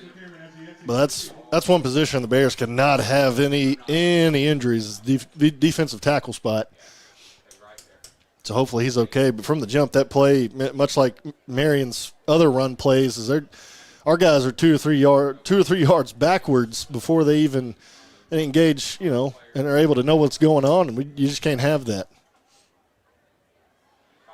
I'm at a loss for words trying to describe the game right now. Yeah, you guys can all see it there. The Bears have not looked good at all.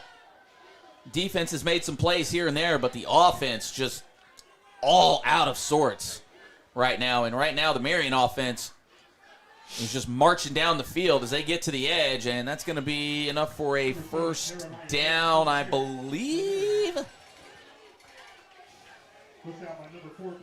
I haven't seen a signal yet. There it is. Okay, so yeah.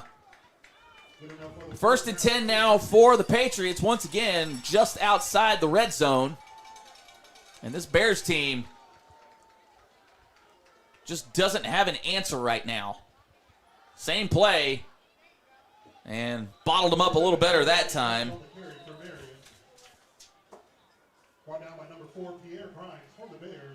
Pierre Grimes on the tackle. And he falls forward for maybe about 2 yards, maybe 3. And they gave him 2. So 2nd and 8 on the 20 for the Patriots.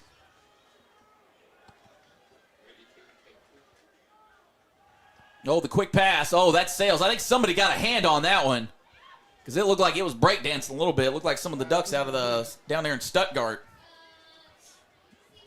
And we got the little push and shove that got ignored.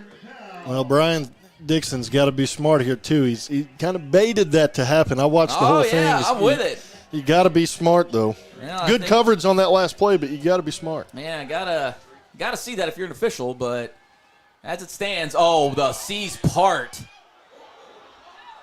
Oh, nothing doing there, and boy, Walker almost had a highlight reel for the ages. And he stumbles forward for maybe about 4 yards. Probably just going to go QB run again. Oh, absolutely. Well, it's still working. 4th and short. About 2 yards, so Bears got to buckle down here. Marion will look to the sidelines. I guess probably QB run to this left side here. I figured that, or Rico Ward's going to. Well, and Marion will take a timeout. The Eagles Carpet One Flooring and Home timeout. Take a timeout and head to Eagles Carpet One Floor and Home for all your floor and home needs. Tile, flooring, backsplashes, countertops, and cabinets. Eagles will bring your vision to life. Visit them in Little Rock, North Little Rock, Sherwood, or you can visit them online at AiglesCarpet1.com. I'd like for them to bring this Bears offense to life. Maybe the defense right here, but, man, this is not the Bears team we expected coming into tonight. I think we both expected maybe a little bit of a dogfight. Yeah, I thought it would be a little closer than it was that last time, but so far Marion's just hurt the Bears where the Bears can be hurt, and that's owning the line of scrimmage and then a couple of decent big plays, and that's what's plagued the Bears. Not saying we know ball or anything, but we kind of called all the keys here. We know a little ball. We're just saying here. Big play for both teams. They're going to reshift around. I would probably imagine that's right to it. And he's going to fall forward. And, we ought to take it back. We've got elite autoplex flags. That's going to be a false start on the Patriots. So Bears catch a break. And I'm pretty sure Marion's still going for it. But it's just a matter of what are we going to do now? Or do they kick? Whatever it is, the Bears got to get a stop. Yeah, either way. You can't afford to go down 20 again. Granted, you came back last time, but you just don't want to be in that spot. It's the playoffs now. Yeah. Things are a little different if we hadn't noticed that, because Bears hung 43 in that first game against Marion. Woo! 43, it looks like it's a long ways away right now. Trips to the right for Marion. Oh, and he's got a man wide open. Oh, batted away How about it? My goodness. Nigel Casey coming through. Excellent coverage. Thought he maybe would have gone for the pick, but I think the way this game's been going, Yeah. Bat I'll it down. take the guarantee. Get it out of there. Great job. And the Bears, right when the Bears need it, this defense keeps them in the game strong. You can't rely on them to stop Marion every single time, but they've done very well so far, still out there fighting. And that's got to let the offense know, guys, if you get something on the board, we're here to help you. Now, come on, Tyler. Show some of that Go Army resiliency right here. Yeah, Bears need something right now. They could use about 81 yards worth of anything. And not sure where the ball went. I guess it went up the middle. As E.J. Duckery. Now, surprised we haven't seen as much of Isaiah Howell as we normally do. I don't know if he's dealing with something, but it's been the Duckery show so far tonight. Second down for the Bears. They're overthinking it. There we Oh, go. right on the money. Looky there. Tyler Blakely. Show He's the got stride. room. Oh, big time play for the Bears. That'll wake him up. I thought maybe he should have Can you call them the clapping? just. Hey, get ready, Will. I do it every game. I ain't going to stop now. Thought he maybe should have just run to the corner, but either way, big time play for the Bears. Got to get the sticks ready, so both teams got to simmer down now. There you go. You hit them in the numbers. Look what happens. Let's go, Tyler. All right. Both Tylers. Well, there's Isaiah Howell now. So let's see if the Bears can Y'all put y'all's headsets up. keep the positive vibes going. Here comes the blitz. Nowhere to go, but Isaiah Howell prevents it from being a loss. Y'all put y'all's headsets up, please. For Sylvan Hills. Thank you. Brought down by number And maybe gets a half yard on that one. You'd like to see the Bears maybe check out of that if they possibly can. Here comes some more pressure. Out there on the edge, Tyler Blakely making Go. guys miss. There we Maybe go. cuts to the outside. He's in. Touchdown, Bears. Pop that smoke. Oh, how about it? Just what the doctor ordered, and the Bears have cut the lead in half. Hey, there's some of that smoke. How about it, Will? Big fan of that personally, if you catch it on the score bug there. Good stuff. So that was the Tyler Blakely legacy drive. Bears need to nail the extra point here. Down through, and it is true. And just like that, hey, the Bears have finally woken up and joined the party. Well, and it's like I was saying earlier. If Tyler can get that ball down and you hit him in the numbers, that's where our passing plays have really been good to the inside. It's Tyler. Stride. Yeah, it's Tyler Blakely right there in between, almost where it says Bears in the top of that two. He hit him right there, and he's able to take it to the end zone, or almost to the end zone. There, that play, he hits him on the screen play, and he carves his own path into the end zone. Great job showing resiliency there by Tyler Hampton. Great job by Tyler Blakely finishing plays. Great job by the O-line there, giving them the time to throw these passes. Yeah, how about it? And the Bears are back awake. Now we got to continue. Now defense, don't let them up. Let's continue to fight here. Yeah, 12-7 looks a whole lot better than possibly 20-0. Getting some great replays here. Oh, look at that. The tunnel screen.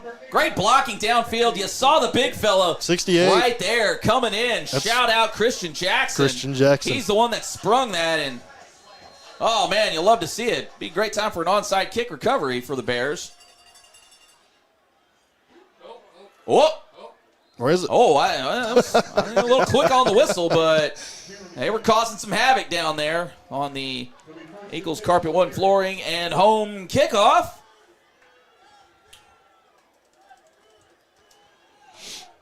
Kick off your home improvement needs with Eagles Carpet One and flooring. Hands-on access, flooring samples. Hey, you can see and feel the potential. If you don't love your floor after installation, hey, you can have it replaced for free with the Carpet One Beautiful Guarantee. Stores in Little Rock, North Little Rock, and Sherwood. Visit them, EaglesCarpet1.com. Well, we'll see if the defense can stand tall once more. This is a little bit of an odd formation. 4 receivers, but he looks to the one side and maybe just over-pursued that just a little bit. as Pierre Grimes knocks him out of bounds. But, boy, I saw the setup there from Cam Riley. Goes in, and you could tell he was turning around immediately to just open up that space. That's just what we call, like, what you like to call the eye candy. Yep. And they keep going at Dixon. Oh, the Bears just gave up everything they had just right now. Well, this is a good drive out of Marion, too. They want to take that momentum right back. Yeah, anything that the Bears had, they are snatching it right from them. A bit of a wishbone setup right here. Oh, almost a good effort. That was Amani Wren. Haven't heard his name a lot tonight, as he was one of our spotlight guys. So the Bears have had the clamps on him most of the night. 2nd and 10 for the Patriots. Well, when we do call his name, it's usually for big plays, so Bears got to get ready. Yeah, look at the running back setup here. They got to go with the reverse. Ball is on the turf. Oh, boy. Oh, my goodness. Tyree Ransom. There we go. To the show. Oh, truck stick. And the Bears catch a big-time break. They just kind of got a little too cute on the end around. Great play design, but the ball, oh, man. Get on the ground. Mercy goodness. 3rd and a bus right here for Marion. And there, too, if you're a Marion Patriot fan, that's got to really frustrate you because you have a great drive going. Why are you calling a trick play? Yeah. But if they get another one here and that ball is up and, he slips and falls and, they had Nobody there. They had it. Oh, my goodness. Brian Dixon slipped and fell, and all he had to do was run underneath the ball. Oh, and he just put a little too much mustard on that. That could be one of the plays we look back on. Yeah. One way or the other. Well, and sometimes it's better to be lucky than good, and right now, Brian Dixon has been getting really lucky on some of these plays. Now, he's a young, good DB, but they have been targeting him, and he's been winning most matchups. Looking to go at him again. Marion going for it on 4th and a mile. He just hurls it up. There we go. And Pierre Grimes, not sure why you kicked that off, honestly. You like the play, but now you're way down there unless you – oh, man. Well, I know it's their instinct. Yeah. Oh, everybody's going to want Pierre Grimes to knock that down, but tell me you're a high school DB and you're not going to go pick that off. I probably absolutely. do as well. But you'd like to see him maybe not do that knock close it to the down. sideline. Because you save maybe 20, 30 yards almost if you don't do that. I don't remember exactly where the ball was. Now they're in the shades of their own end zone. Now they got a chance to take a lead here. But they are at their own 3-yard line, and the way this Marion team has been attacking the Bears. Woo-hoo-hoo. Bryant Fayetteville in a tight matchup. I believe I just saw that come across the wire here. Yeah, 35. Oh, 35-0. Excuse me. I misread that. Hoo-wee. And nothing doing there for the Bears. Maybe gets back to the original line of scrimmage. And, that was Bryant 35-0 over. It was 47 seconds left. I was thinking for a half second. Oh, my goodness, what? There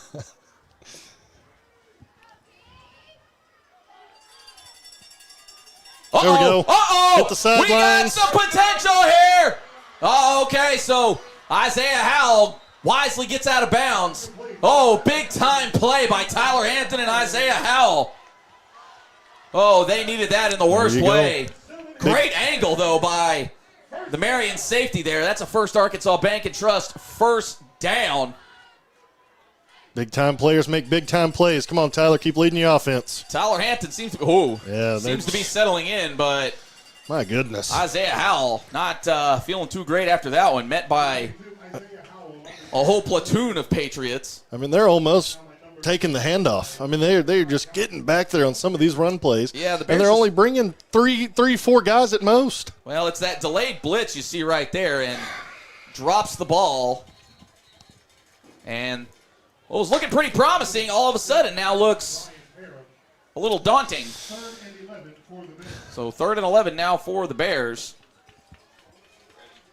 Well, I'm sure nerves have played a lot into this. Marion's played a playoff game. Sylvan Hills hasn't, so those nerves are getting to them. Well, and like I said, I think Marion is just throwing all the goofy stuff that they could concoct at them right now. The Bears just look lost. There's been a lot of delayed blitzes, a lot of stunting going on that defensive line. And, also, too, the Bears just not really getting much of a push. Yeah. As that was a prime example. The hole was there, but unfortunately for the Bears, Reggie Walker just not really generating any push. Well, he kind of caught the defender on a run play, and that's not what you want. You want to get out there and drive them back. Caden Burnett in for the punt. The quick punt. Great special teams play by the Bears. So the Bears sort of flipped the field, I guess. And Marion will take over at their own 24, 4.5 remaining in the first half. Well, I'm not going to harp too much on the offense there. They did let the drive, fall short, but they were able to get out of their own end zone and over here flip the field pretty well, putting Marion almost on their own 25. So there are some positives in there, but, man, you want to get in the end zone every time because Marion has that big play, that spurt ability. They can get in the end zone quickly. Yeah, and like I said, they are just doing all kinds of stuff that we didn't see this last time. In fact, there's good tackle there. Not sure who that was. If I can get a number. Zayden Woodard, welcome to the show. And Marion looking like they're going to pick up the pace here just a smidge. Not sure their O-line is a big fan of that, considering they're and out of bounds now. Brian Dixon is really giving some space to Cam Riley over there. And it's almost like you could just kind of 7 yards in a cloud of dust, just let him eat up on those quick turnarounds or quick outs or anything with the space that he's given him. Definitely they've got a mismatch, and they have found a way to exploit it. Rico Ward in motion. But that ball going nowhere fast. Maybe gets back to the original line, maybe just behind it. Either way, not much of a gain, if any. And, you credit the officials. I know we've been hard on them this year. They are not letting any of the shenanigans build up. As you can see the Whitecap get right in on Woodard. They're doing a good job so far, this crew.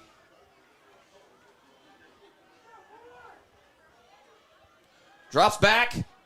I think that one was slightly tipped. I don't know if he had. Yeah, I think they're going to say he didn't have possession.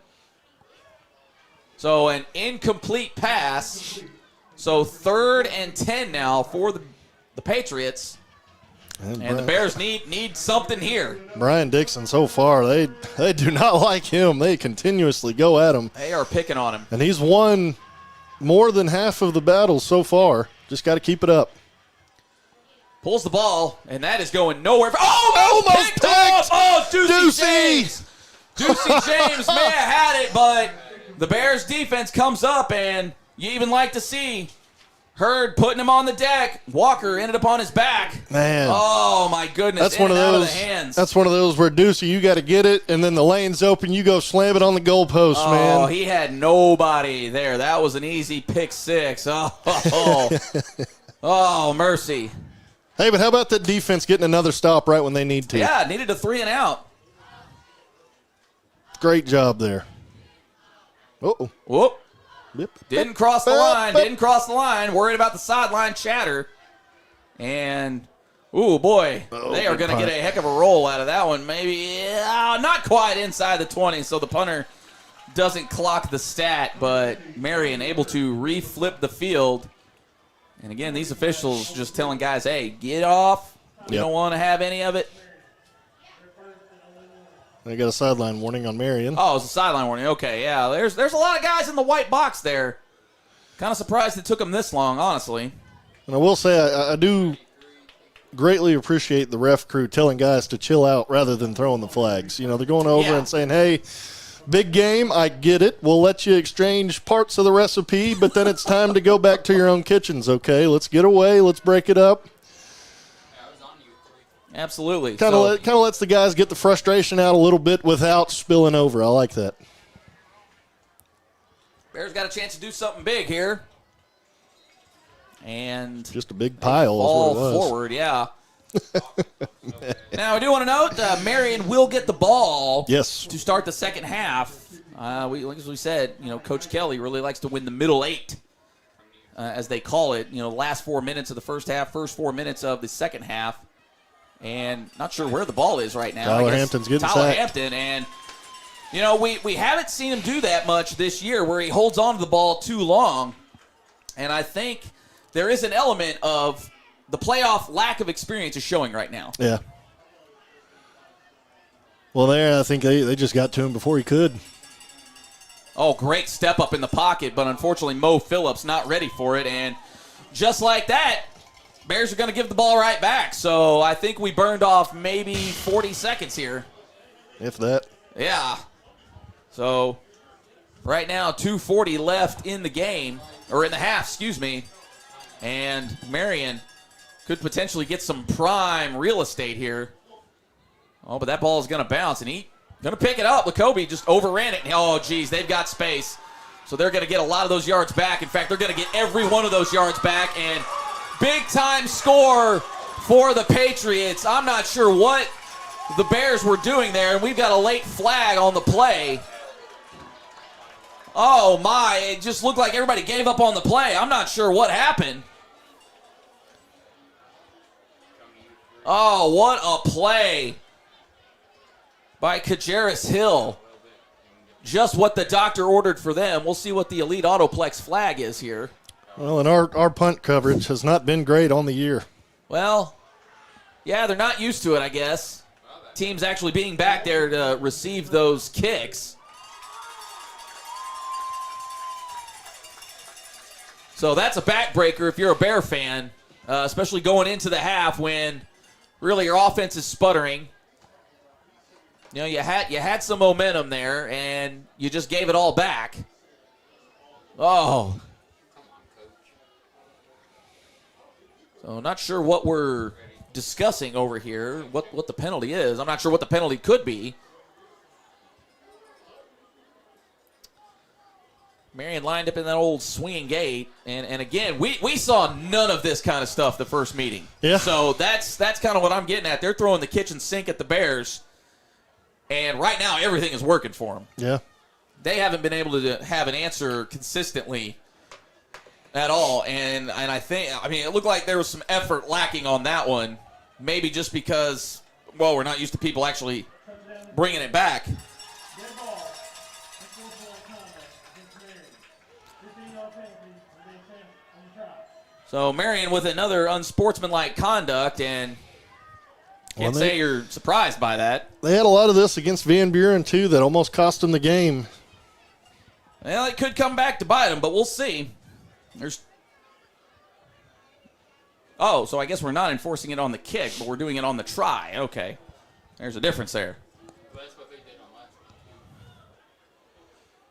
No, yeah, when he says kick, I just assumed, I was stopping the kick, not the Other kick. That the kick try here. So, well, I'm not sure what they're going to. Okay, they're going to try the actual kick. Not even sure why you do all the dog and pony show with the swinging gate when you're 20 yards out. But again, what do I know? Oh, and it's blocked again. And that's Cam Johnson. He was beat up a little bit earlier, so you like to see him out there. And if you had this on your scoregami, well, you're doing all right. 2.5 left to go in the first half. Marion up 18-7 over the home team. Well, and when you're trying to come back, all these missed extra points and these penalties, they add up. Well, you got to put it in. And the Bears could use a touchdown right now. Yeah, 2:25. You really want to take all that clock and go get in the end zone. You don't want to give this ball back to Marion. Not even a at little. all. Not even a little. And that way it would at least limit their opportunities and keep things reasonable as we head into the third quarter. Got to get through this one first. 2:25 left. Well, and I will say the Bears are a very good second-half team. They if are. they can keep in this game, keep it very close and come out in the second half and play like they know how to. But Marion's got them in the spin cycle right now. Yeah, they do. Marion fans are feeling it. They Yeah, are they're- feeling themselves right now. Good crowd. As are a lot of the players down here. So Love to see them. They're over here dancing and having a good time. You hope that stops in the second half. Oh, yeah, absolutely. They traveled good. And yeah, a little closer than Van Buren for sure. We'll see what they got cooked up their sleeves here. Bears need to recover. Oh, and they're going for the deep pooch kick, if you will, and Bears let that one go. Nigel Casey going to try to do something with it, trying to get out wide. Nothing doing here as he is just flung to the ground. And the Bears just cannot do anything right now. Well, that's one of those where the ball's bouncing on the ground, and we had 2, 3, 4 guys running back there still for whatever reason to maybe try and help him pick the football up instead of turning around to block. Marion's able to just stay in their lanes, get down the field, make a great tackle. Good on the – I didn't catch the number of the guy tackling there, but he almost had him for a horse collar, was able to get that hand off and continue with the tackle. But, my goodness, special teams right now just hurting the Bears. Well, the Bears can't afford another quick 3-and-out right now. You'd like to see a little bit of a drive.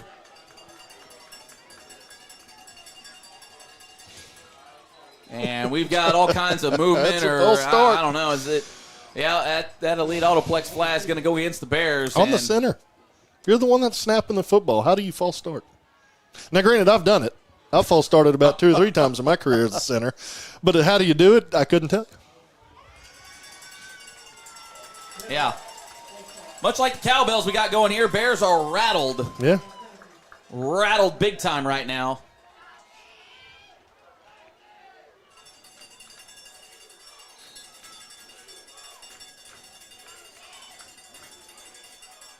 And bounces it to him. And that one will fall incomplete. Jeremiah Carey tried to sell it a little bit, but yeah, pretty obvious that was a bouncer. But he had room.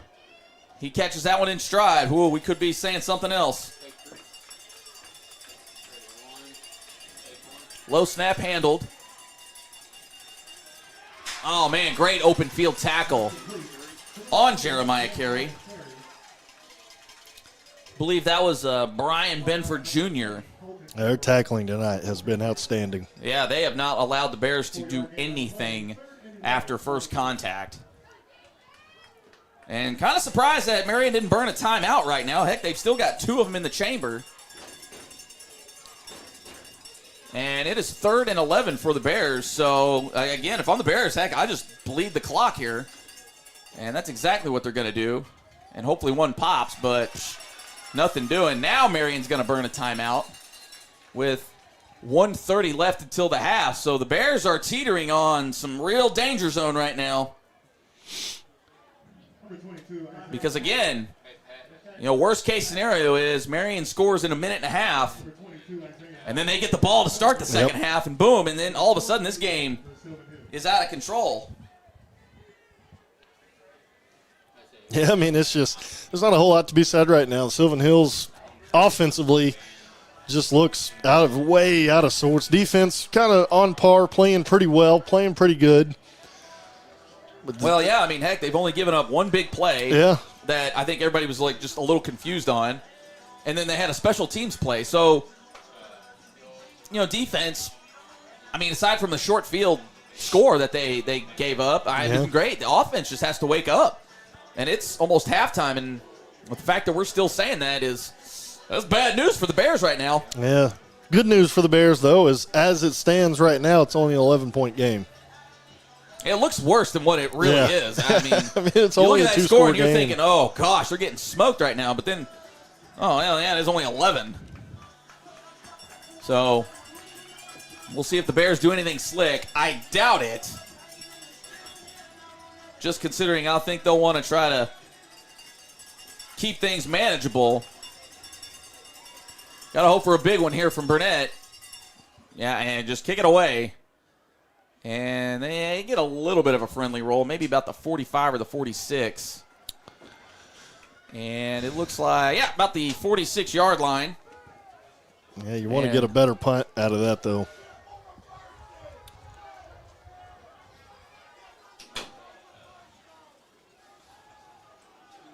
I'm not sure what folks are fired up here about, but...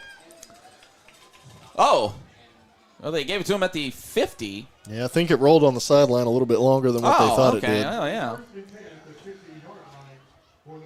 Not good field position for this Bears defense at all, though. Not really, but they've been kind of up against it most of the night. And the quick shot out there, and he's just held up. And ball's on the ground! Oh, the Bears got it! Yeah! Oh, what a hit! There we go. Oh, that was the play that the Bears really needed. Oh, my goodness, what a hit. We'll run it back one time from me. Oh, man. That was a hit stick if I ever saw one. And the Bears got a $1.19 left to do something here. Missed one tackle and then... Is that Ransom again? How? Oh, that was Tyree. Man, my man's just been all over the place. There we go. Laid the wood there. We'll see if the Bears can take advantage. Marion, one guy way back. I'm not sure it's quite time for that yet, but... Oh, Jeremiah Carey, hello! Oh, he hurdles the guy. My goodness. There we go. Put it in the top 10, Will. There we go. Boy, that almost went from... Oh, that is a First Arkansas Bank and Trust first down for the ages. What an effort. And see, the Bears offense really runs well when we can make that first player miss. Absolutely. Nowhere to go for Tyler Blakely. Cut it in where the play is supposed to go. Yeah, not really sure why you want that to the short side either, as you kind of have that extra defender in the sideline. And that's about a 1 yard loss. Clocks are stopped. Not sure what. Oh, we have an elite autoplex flag on the play. Oh, that's going to go against Marion. Not sure for what. Oh, the personal foul variety. So that's a big time First Arkansas Bank and Trust first down. Spot them a 10 and a 5. Bears got something cooking here at the end of the half. Well, they got about 54 seconds left. Got to convert. Still got their full allotment of timeouts. And Tyler Blakely's going to go. Lowers the boom. I like when he does that. Hampton. Hampton, excuse me. Oh, jeez. Too many Tylers out here. And the Bears will burn the first of those timeouts. 41 seconds left. He gets about, we'll call it 5 yards. Maybe it's the old short 5, long 4 yards. And as the Eagles carpet one flooring and home. Timeout. So, Chris, what do you want to see here right now? I mean, you've got a real chance to completely flip this game around right now, despite still losing. What do you want to see right here? I mean, I kind of want to see them work the edges, maybe the boundaries a little bit. If you can pop one through the middle, go for it. Yep. What are you thinking? Yeah, I want to run some of this time off the clock. If you do score, you don't want to give Marion enough time to hit one of their big plays and go score right before half. They do get the ball back, like we've pointed out. Take some time here, get in the end zone. Put this entire half, put it behind you right now, this last 41 seconds, and go get in the end zone. Behind you. Yeah, for sure. I'm like, score on this play. I mean, you got to think, okay, maybe 10 seconds at most if they scored right here. Yeah. I mean, you're going to leave Marion maybe 20-something seconds. I mean, I'm okay with that. Yeah, I mean, regardless, you want to get it in the end zone. Yeah.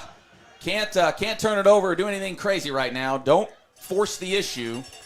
Twins to either side. Duckery in the backfield with Hampton. Hampton, might I add. Oh, there it is. That's Blakely.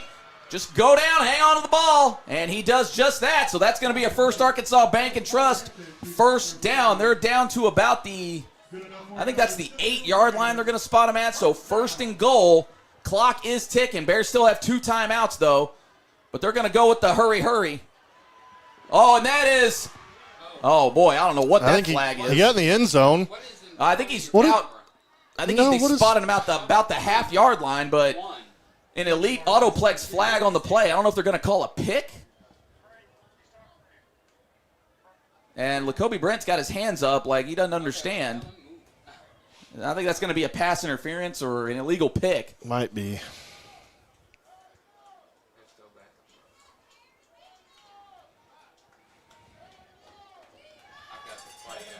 Yeah, so I'm thinking that's what it was.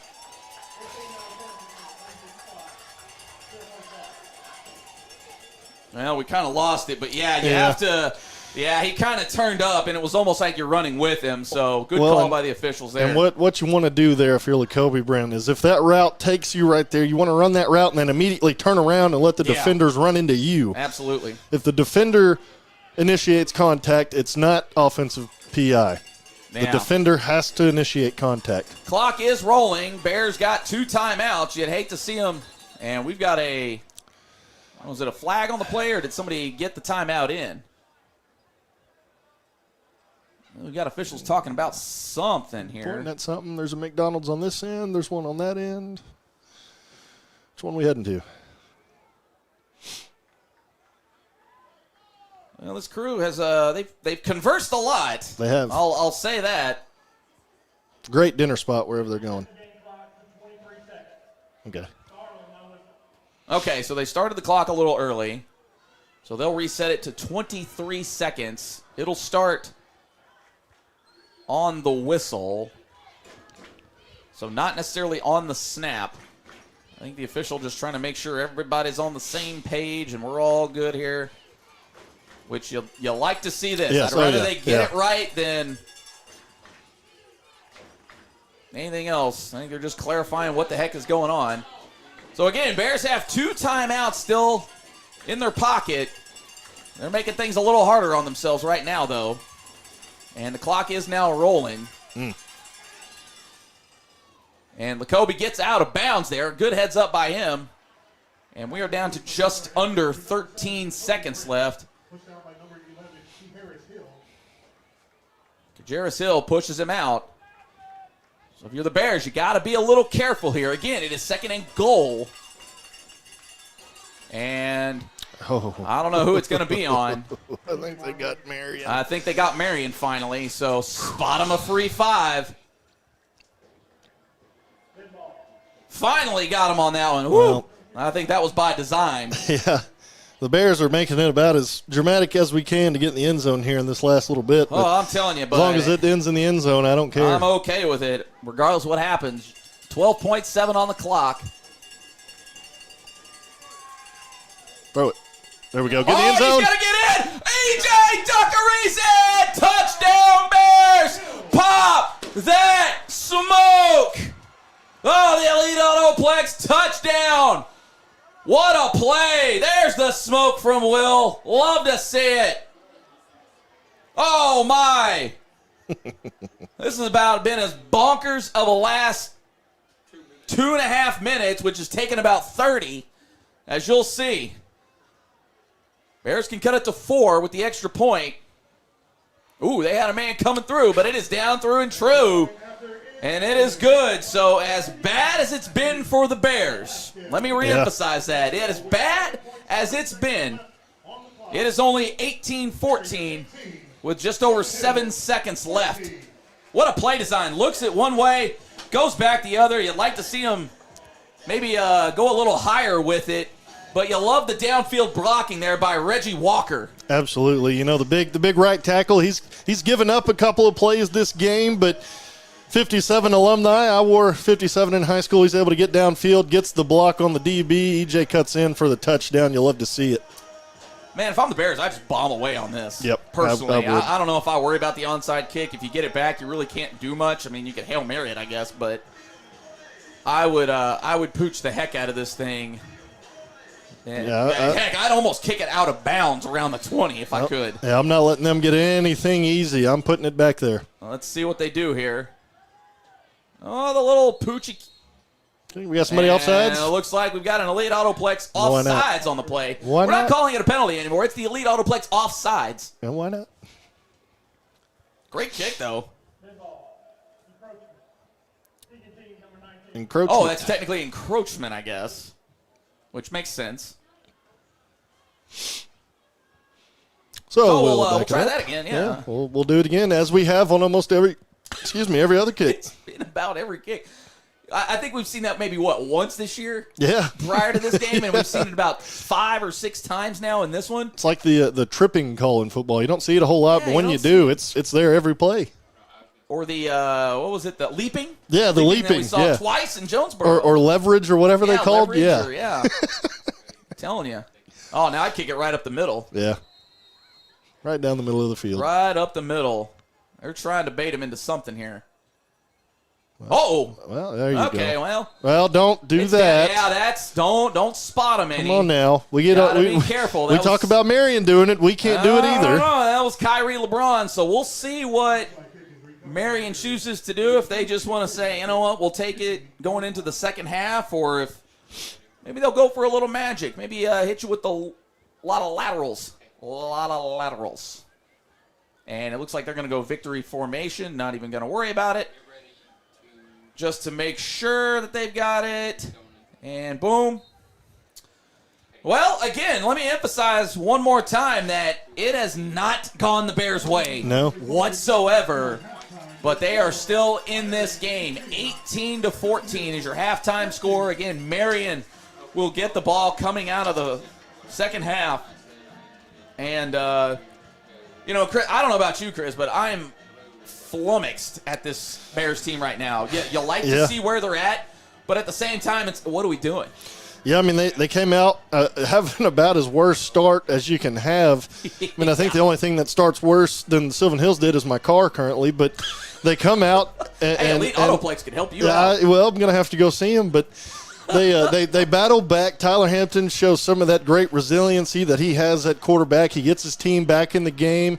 With some of the same characters, Tyler Blakely, E.J. Duckery coming on as of late, able to get in the end zone there. And the defense, they've given up a couple of plays here and there, but they have continued to battle strong. We don't give up that kick return. We're leading right now. Absolutely. Woo! So we're going to catch our breath. Hopefully we'll let the boys catch their breaths too. Again, 18-14. Marion will get the ball. When we start off the second half, we're going to leave you with the sounds of the hillside here on the Sylvan Hills Sports Network. Again, 18-14. Stick around with us here. Jay Bird, Chris Goodman on the Sylvan Hills Sports Network. Looking to upgrade your space with quality American-made products? Look no further than Eagles Flooring and Cabinets. It's our Made in the USA sale where you can save big with up to 50% off store-wide. But that's not all. Enjoy no interest for 36 months. We'll even pay your sales tax. Install before the holidays at Eagles Flooring and Cabinets, where we make it beautiful for less.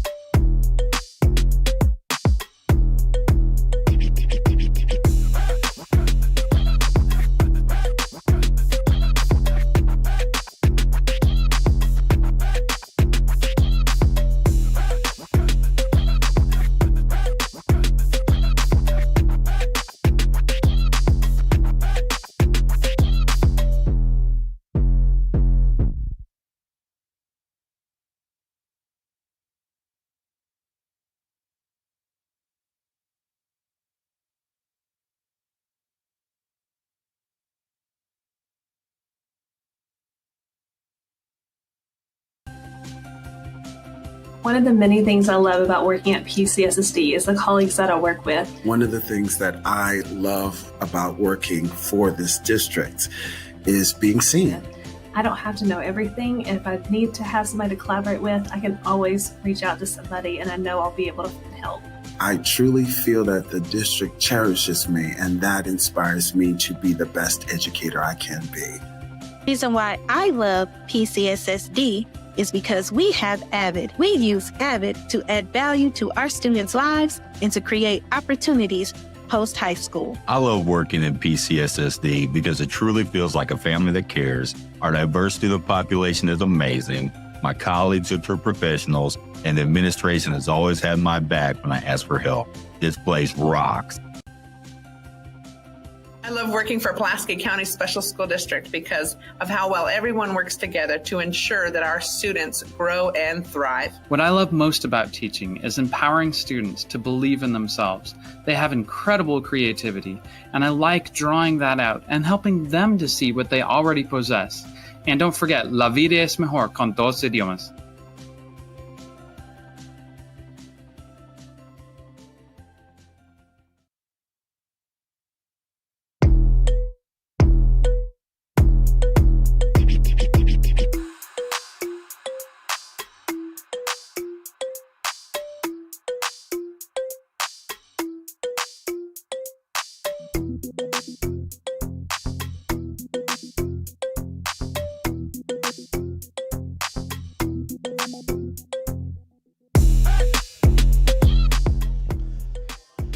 To 14, getting you set here for the second half on the Sylvan Hills Sports Network.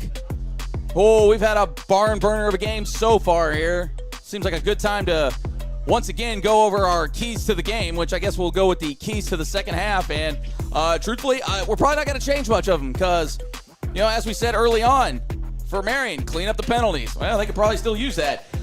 Consistent QB wide receiver play. Yeah, they've been pretty good with that. Only maybe 2 drops, I think. And then a consistent kicking game. Well, you can't tell because we've got 2 blocks. So I don't know if they've been consistent with it or not. But the O-line there has been kind of weak. But then going back to the Bears, limit the big play. I think they've done that. Yeah. It's just all the big plays have been for scores. Yeah. Because you got the punt return. You had the big, 80-plus yard run or almost 80-yard run there. And really, you take those 2 things away. What's Marion really done? Yeah. Not a whole lot. Avoid the slow start. Well, that was about as slow as you can get. But I think here for the second half, and as you mentioned, this team's been a second-half team. And they'll start on the defensive side. So you got to be ready for any shenanigans that the Patriots might have. And then winning the line of scrimmage, which, boy, they haven't done that. Throw that one out the window.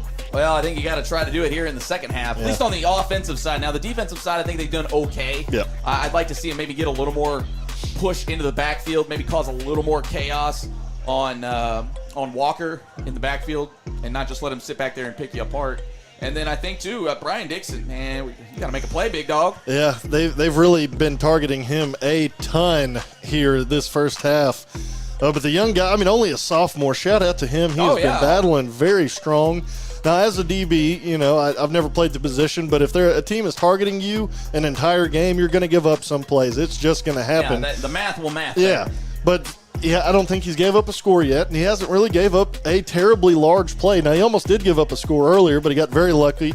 The ball was overthrown.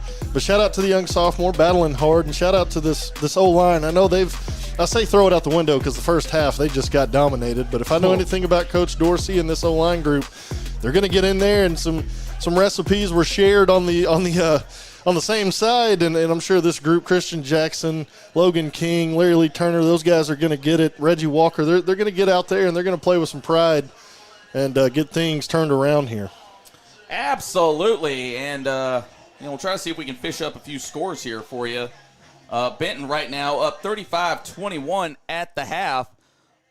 Well, let me see if we can get a few more of these things pulled up here for you guys. Here, give me just a half a second here. The internet over here. Bryant handling Fayetteville. Still pretty comfortable there. Farmington and Robinson. Mm-hmm. Our pals over there at the Robinson Sports Network. Maybe a little clinched up right now because, man, oh man, that one right there is a bit of a barn burner, 14 all, which, you know, Robinson has struggled a little bit here out the gate when it comes to the postseason. So we'll keep an eye on that one for sure. And then let's see if we can get to the, well, shoot, I went backwards on my scoreboard here. Okay, here we go. Bentonville up on Springdale 27-7. Conway in a little bit of a dogfight with Bentonville West, 35-24. And then the Mountaineers, Rogers is absolutely dog-walking Little Rock Christian, 35-0. So wild one there. Down in 6A, Shiloh Christian 17-7 over El Dorado. Greenwood pulling away from Jones Boogie right now, 31-14.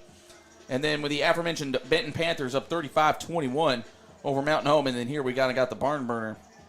Down in 5A, we mentioned Robinson. Hot Springs locked in 20 with Morrilton. Parkview down to Harrison, 17-13. A little bit of a stunner there. And then Greenbrier up 21-14 over Lakeside. So that one's a bit of a, we're not the only ones in a bit of a dogfight here. Yeah.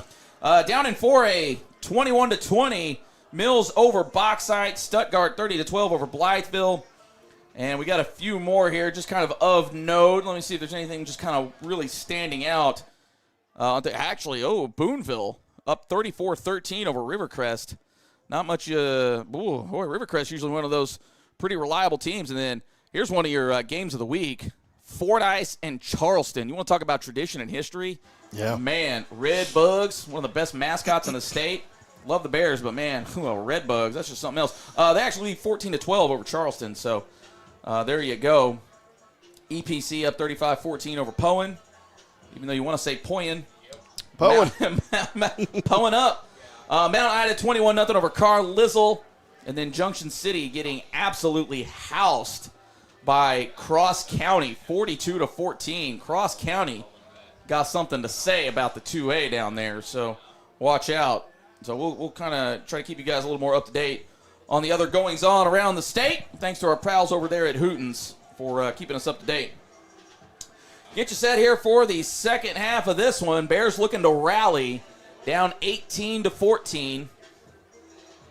Oh, we got the poll in there. Hot day. Will coming with all the tricks tonight. Poll in the chat. Let us know what you think. Everybody seems to be on board. And that's going to be an elite Autoplex flag right out the gate.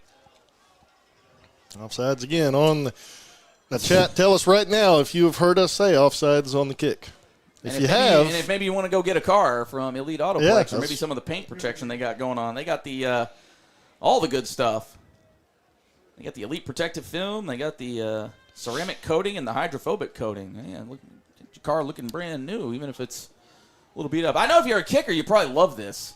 Because then, it's like, this time I'm going to really get it to pop up or do something wild. And they go with the deep squib. Oh, good pursuit by Michael Fry. Hello, welcome to the show. E.J. Duckery locked in a big-time battle way down here.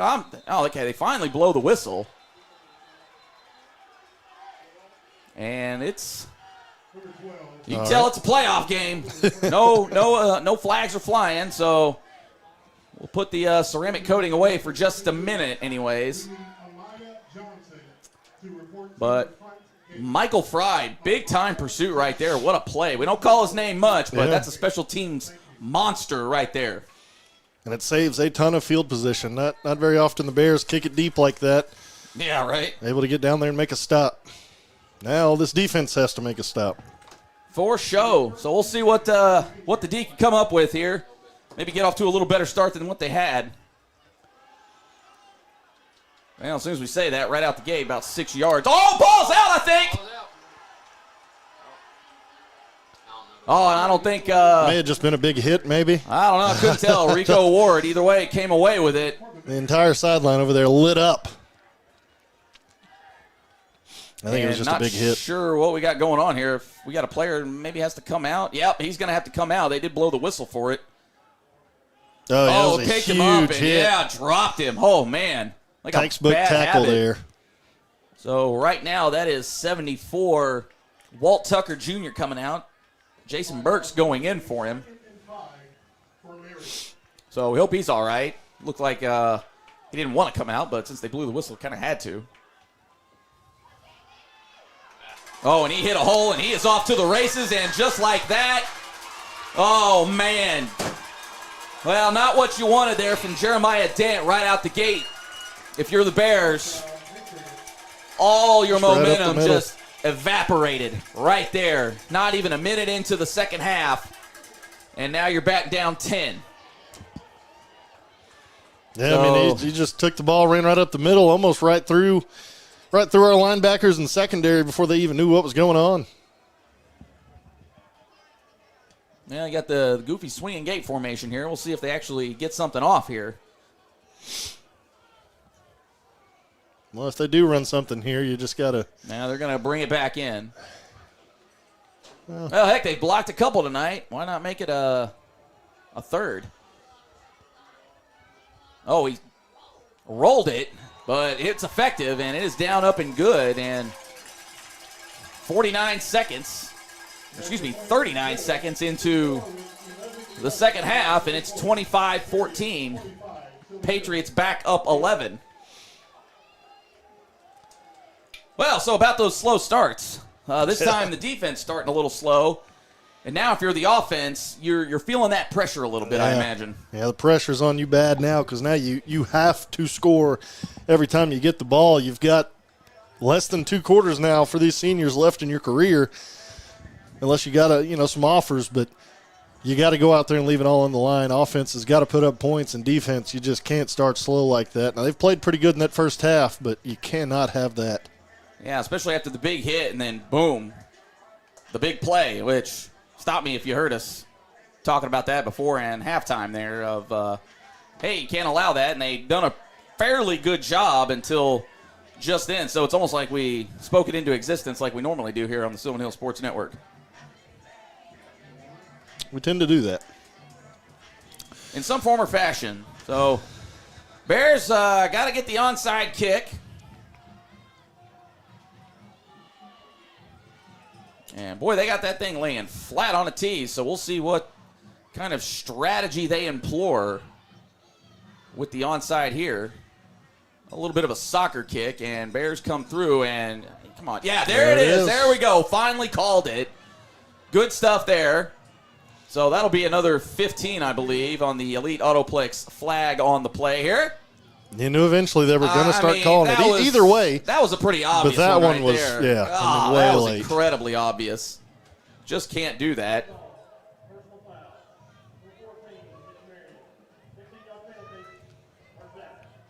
And you can kind of tell when it's an obvious penalty when even the team that it's called on doesn't really react. Kind of throws their head back like, come on, man. You just spotted them 15. So they'll take over on the Marion 44, so great field position for the Bears. They needed something to go their way right out the gate here, and we'll see if they can take advantage.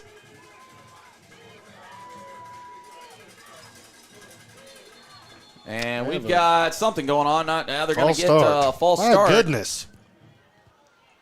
And you can tell you're getting dominated along the line when you've got a lot of false starts. You're trying to just get that little bit of a jump, or maybe you're just a little antsy.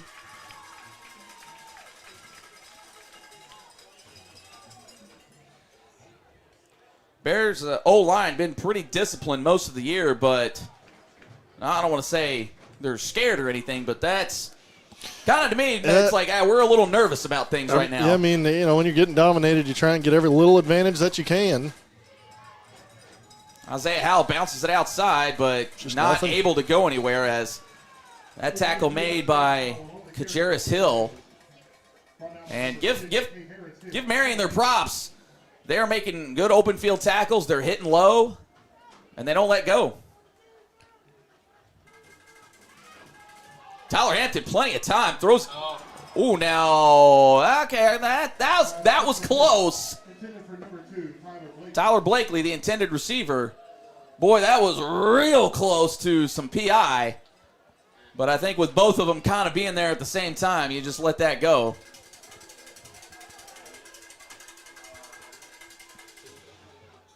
Bears looked at the sidelines. They got 3 receivers to the left. Kobe Brent down to the right.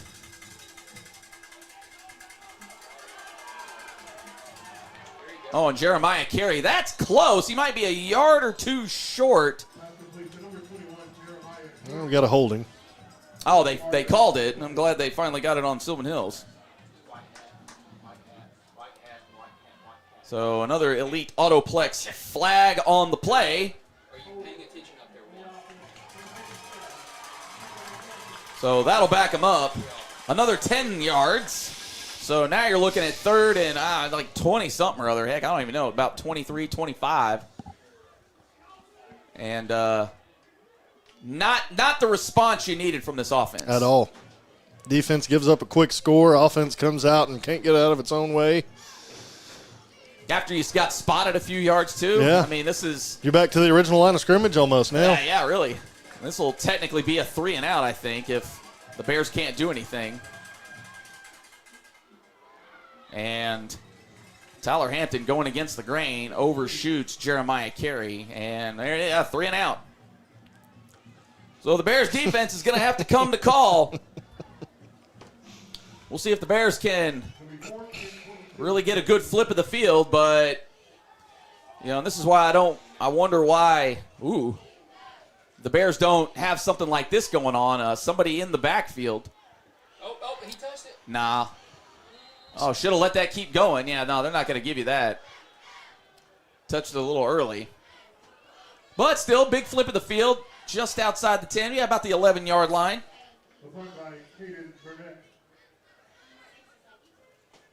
Tried to run him into it there. Yeah. That's a heady play. So Bears defense got to come up with something here. Anything. 3-and-out, turnover. Yeah, because one more score out of Marion, and that's really going to dampen things. Put a damper on your parade for sure. Yeah. Yeah, Will calling for the pick six. I'd be fine with that personally. Yeah, something. Defense get a score. Oh, boy, nowhere to go there. Swallowed up in the backfield. Marcus Hurd instantaneously. There you go. So big-time TFL there. Maybe about 3 yards. Now if I'm Marion, we're calling for a pick six, but I'm not throwing the ball. The run game for them has been very good tonight. Yeah, they've hit it in spurts. It's either kind of gone nowhere or it goes a long way. And they just have been able to dance around. No dancing around back there that time as they are swallowed up. And once again, Marcus Hurd putting his stamp on this drive. There we go. We're kind of dominating a little bit at the line of scrimmage now. So far, this drive only. Got to keep it up. 3rd and 14. We've seen Marion convert a couple of these tonight. Would be definitely a backbreaker if they could convert this one. And the quick pass, and that's getting converted. And gee whiz. And that was something that Marion was able to exploit in the first matchup, is that right up the middle. And we actually saw Catholic do the same thing. Sheridan was able to take advantage of the middle.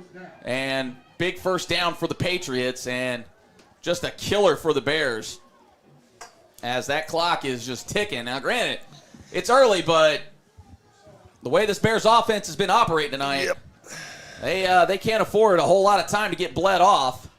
And you got to think that this will be Marion's strategy from here on out is run, pass. Yeah. Burn the time already. You're up 2 scores. Yep. So you can take your time. And as long as you keep getting first downs, why not? 2nd and 9. But if you're the Bears D-line, you got to mind your P's and your Q's.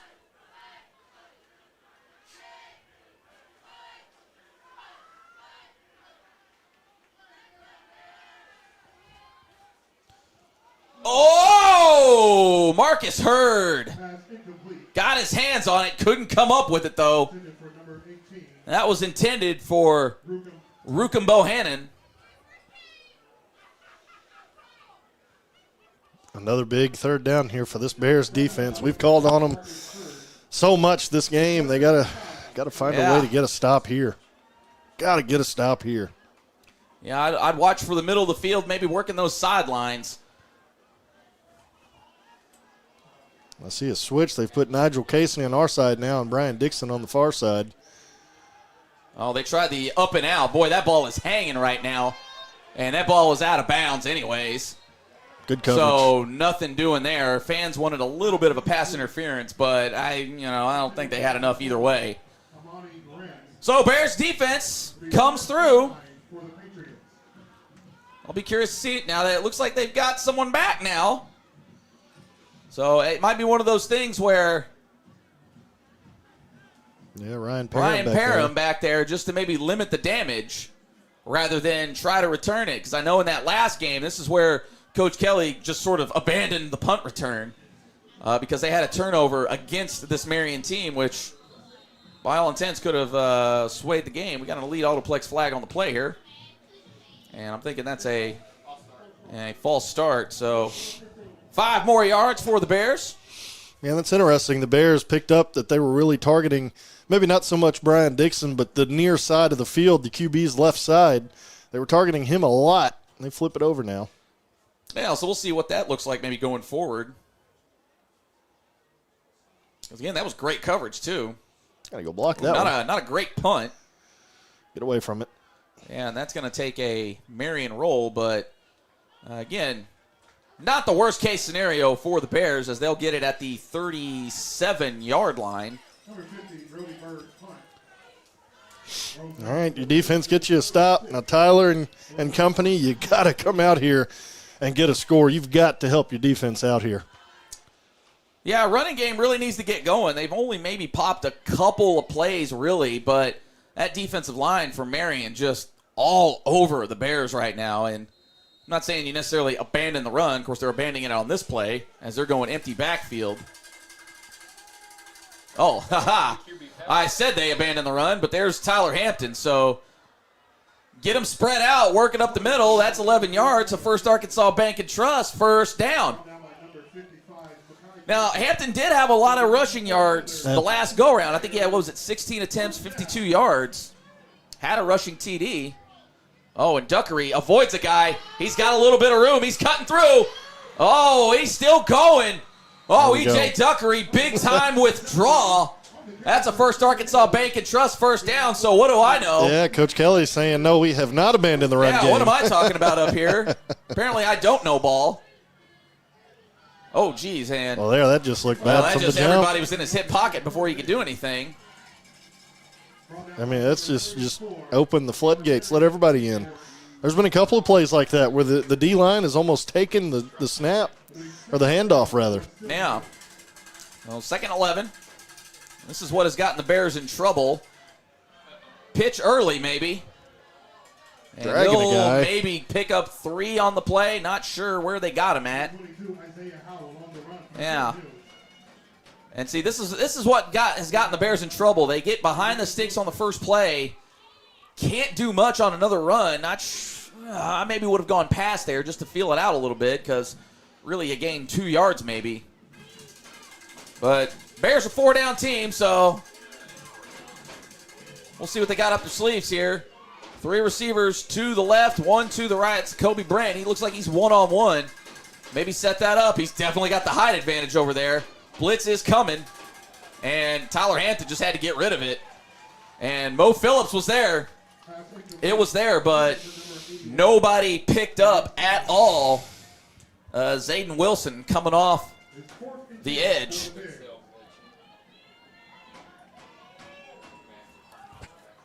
Bears need 10 here at least. Be cool if they got 6, you know what I'm saying? Oh, they're going for it. PI? Oh, there it is. Yeah, you called it. He had it. Oh, and then got tripped up. So that's an elite autoplex flag on the play. Oh, hey, don't get caught holding up your vehicle needs. Elite Autoplex can deliver a stress-free car buying experience. Cash cars, financing, good, bad, no credit. That's not going to interfere, much like that play. Visit them online at eliteautoplex.com. That's with 2 X's. Or you can call 501-933-4444 or visit them at 8890 Landers Road. That is North Little Rock. Your next ride, just a good or a bad call away. Yeah, and you called it. They had LaCobe Brent down there on the Okay, maybe I know a little coverage. ball. Yeah, maybe I know a little ball. We know just a little enough. here. Just a little bit. So pass interference. I don't got know the why replay that's coming up. half the distance. Oh, okay, not 15. There All it is. right. They take that shot, and then right here as he comes in, you just see right that there at right the end, there. He got the push in, so woo! Bears catch a break, and they can still get a first down out of this thing. And we've got now we've probably another got a false elite start. Autoplex flag on the play. Yeah. Come on. Stop getting in your own way. Every time something good happens. Yep. Yeah, so Bears backing up. Every time. Yeah, that's, like I said, classic sign of you're getting dominated. Right there is that many false starts because you're just trying to get that little bit of edge. You're getting maybe a little nervous. That O-line just got to settle down.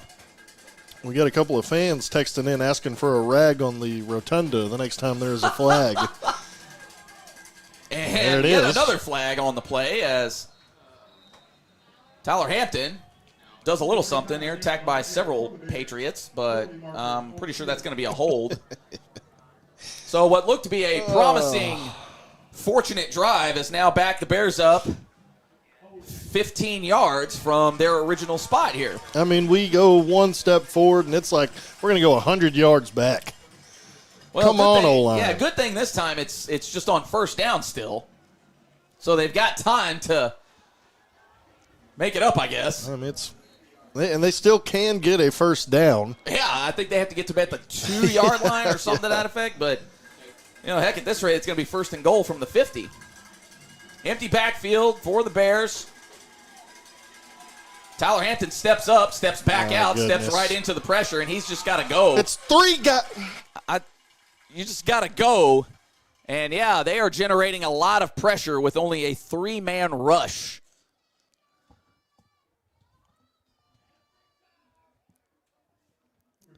Six and a half minutes in the third quarter and going. Second down, and I lost track of how far we are. Oh, we're at 31, so second and 31 now for the Bears.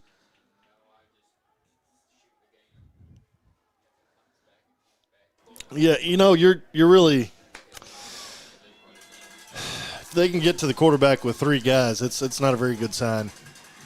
Yeah, no, they weren't able to generate this much pressure the last time. In fact, there it is again. In fact, that right side is just getting cooked right now. Three guys. And Reggie Walker just having a tough go right now handling this defensive line. And, yeah, I don't even know what we're up to here. About 40?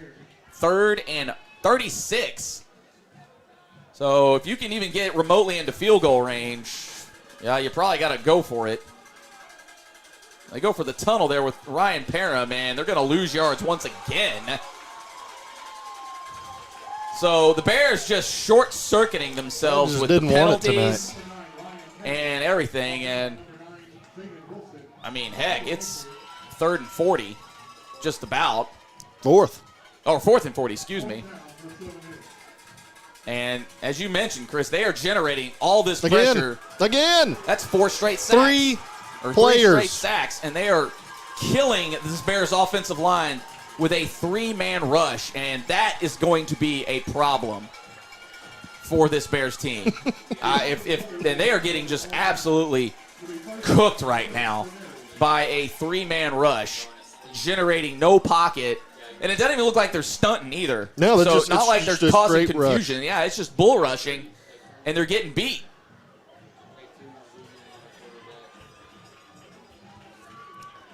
It makes you wonder what the matchup difference here is, because this Marion team struggled getting into the playoffs. Got walloped by Jonesboro. Sylvan Hills handled that. El Dorado took it to him. Nigel Casey just hanging on. And about 7 yards, and we've got a late Elite Autoplex flag on the play, and it looking like it might be against Marion. Not sure who. Walt Tucker Jr. kind of holding his hands out, wondering what he maybe did. And his team just kind of dragging him back. So we'll see what the call here is.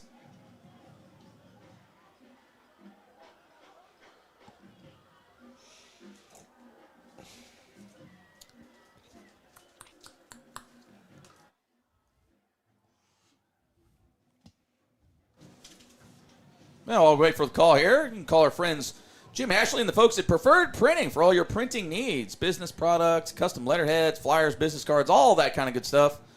You can give them a call, 501-920-8407. Email them at preferredprinting@sbcglobal.net. If you need it printed, it's Preferred Printing.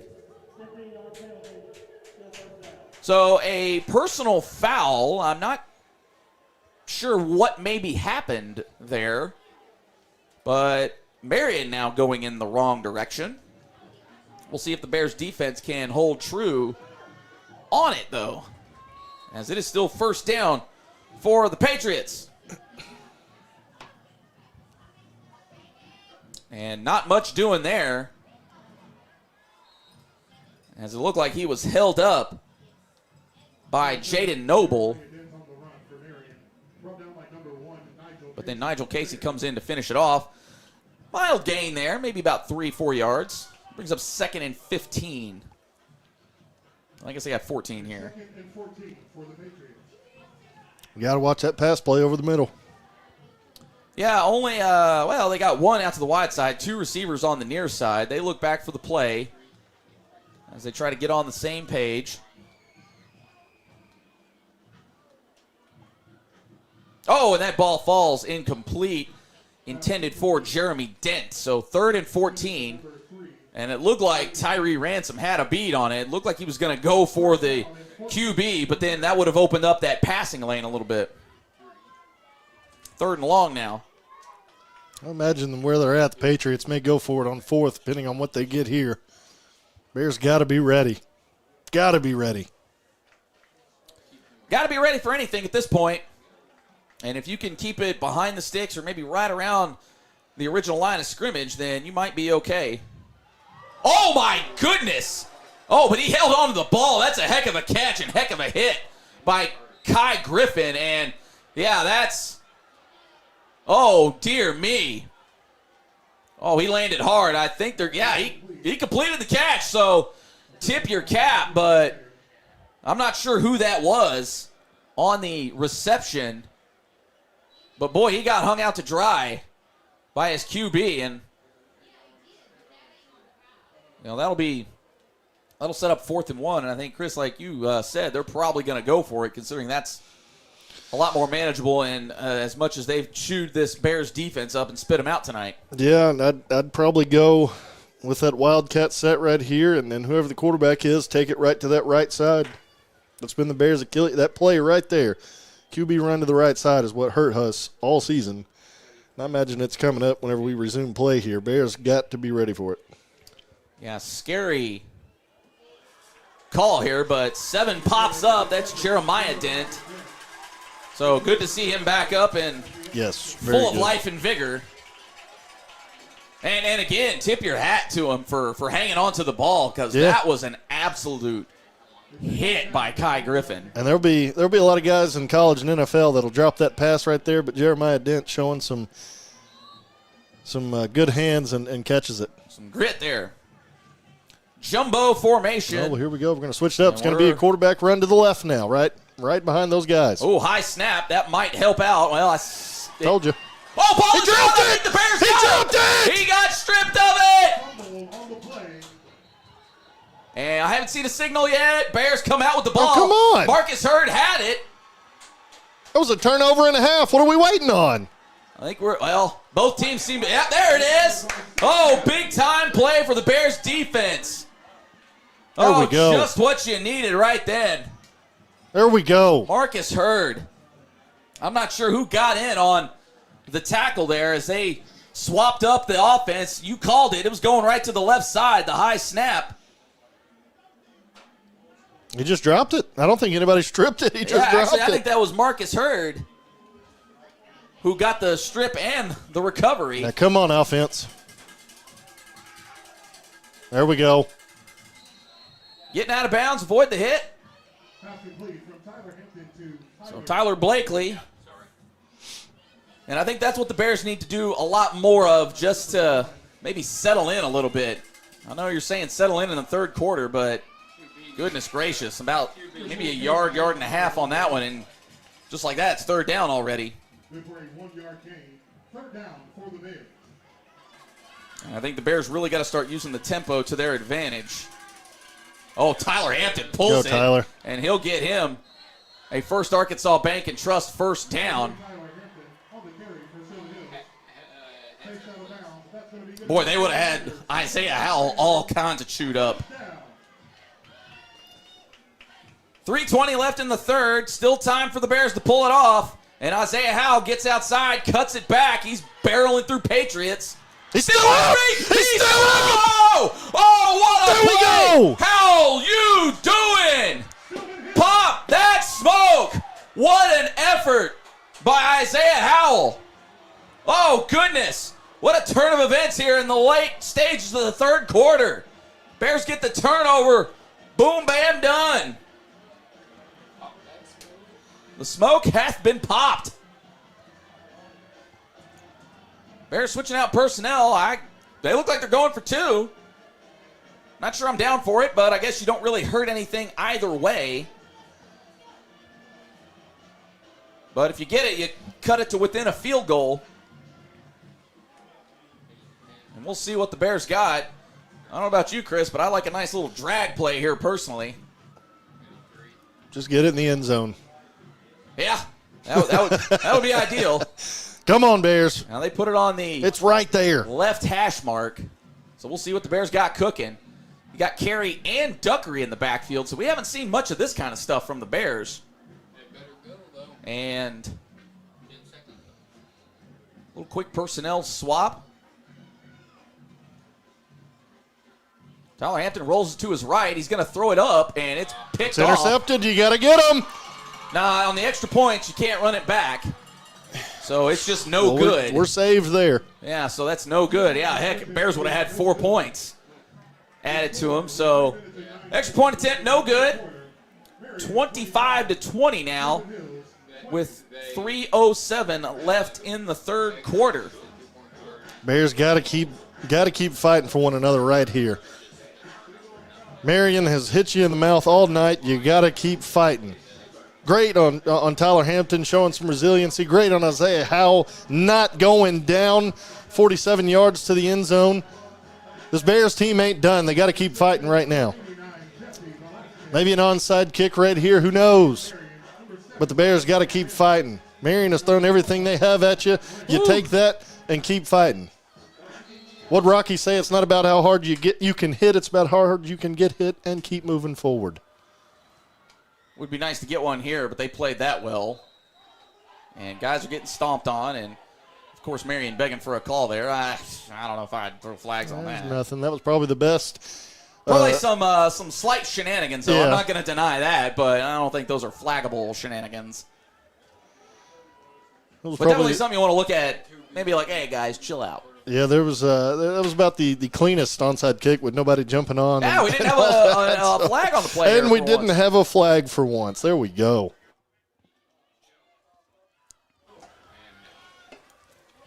Come on, defense. Defense got to come through with something here. Oh, boy. All right. Well, that's not really what you wanted. Golly, Jeremiah Dent having a game. My man's got knocked out, and he's right back at it. Now, they've been just eating up on that play to the left side, and you get a bounce out, and there's nobody there just because these cornerbacks are playing so far off. I mean, the offense is fighting. If defense, I know we've praised you. You just got to get one more stop. Same play. Yeah, they're letting them grapple a little bit out there. But a modest gain, again, for the Patriots, so they are now in the red zone. Yeah. Bears defense got to tighten up.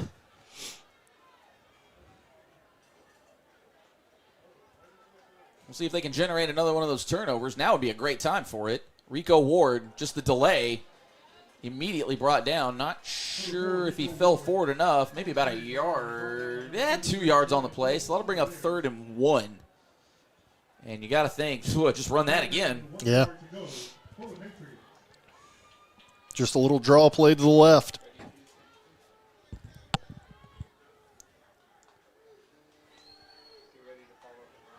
May go to the right this time. Oh, high snap is handled, and I think he maybe lost a half a yard. So Marion got a decision here. Yeah, they're going for it. I mean, I don't fault them. Well, yeah, they're gonna run 4th and 1. They're gonna run the big fellas out there. They're running Zayden Wilson out there. He's got it and kept it to the left every single time. Bears have to be ready for maybe a little shake play out of there. He throws it or something else. Nah. But they run him out there and they flip it to. I think this is just going to be mano-a-mano type of stuff right here. Ooh, another high snap. Bears are there. Oh, I don't know if he got it. Oh, they stopped it. They stopped it. Big time 4th down play for the Bears. And it is over on downs. Wow. I will just tell you right here, gang, from our angle, it's hard to tell where that's at. I thought maybe he fell forward and just barely got to the sticks, but he wasn't even close. Bears have a chance now to take the lead. Still about $1:40 left here in the 3rd quarter. Come on, Tyler. Right now, lead your offense down the field. And you got to wonder, too, like the last couple of snaps, a little high. Yeah. Guys had to handle it, so you really can't get that running start. Yeah. They didn't get it. I have this replay for you. Yeah, not even close. Good pickup by the boys.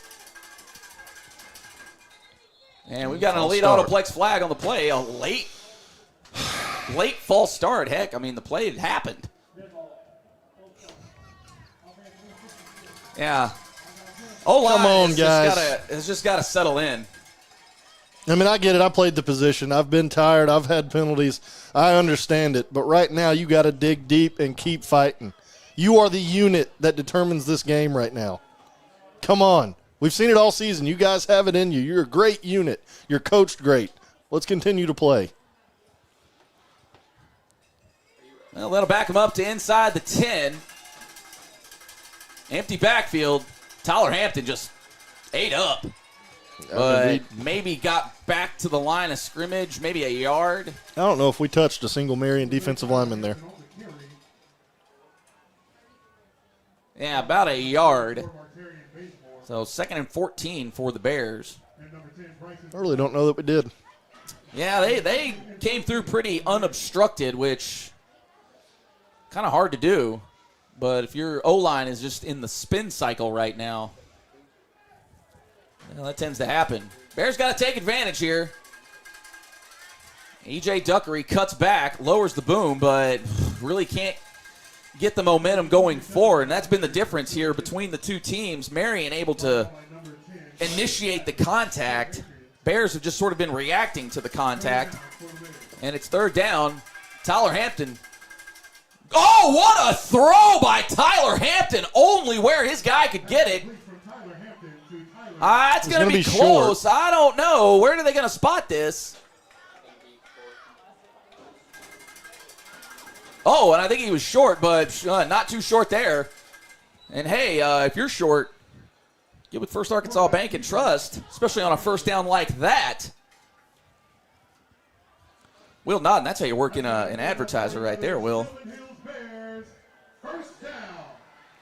So Bears, getting by just by the skin of their teeth. Still about 30 seconds left in the 3rd quarter. If you thought they were going to slow down, you thought wrong. Oh, yeah, see, that's what I'm talking about. Boy, these running backs just running into brick walls. Yeah, but when that brick wall is 4 to 6 yards down the field, it's a lot better than when it's, 3 yards in your backfield. Well, that's true, too. About 10 seconds left. We'll see if the Bears can get another play off. They're rushing to the line. We'll see if they get one going. And they do. The quick pass is caught, and that's going to be close to another First Arkansas Bank and Trust 1st down. We'll see where they spot it. And I do believe that's going to be enough for a 1st down. But that is going to bring us to the end of the 3rd quarter. Woo! 12 minutes left in your season. Keep it right here with us. We're going to get you set here for the 4th quarter.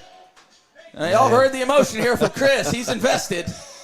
He's fired up. We're fired up. We hope you're fired up, and we certainly appreciate you jumping along for us tonight. Remember, make that like and subscribe button. Make sure you share that link, especially getting ready for a fourth quarter. It's about to be a doozy of a fourth quarter. We want to welcome all 800 plus in the chat. Awesome. Let us know where you're watching from.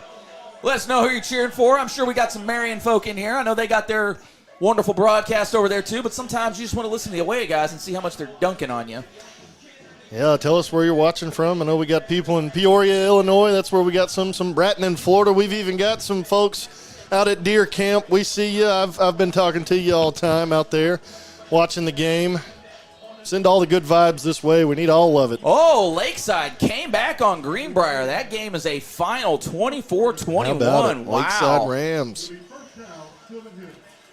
All right, we'll see if this offense can get it cooking. Again, they put it in the end zone. They take the lead. And then the shoe's on the other foot.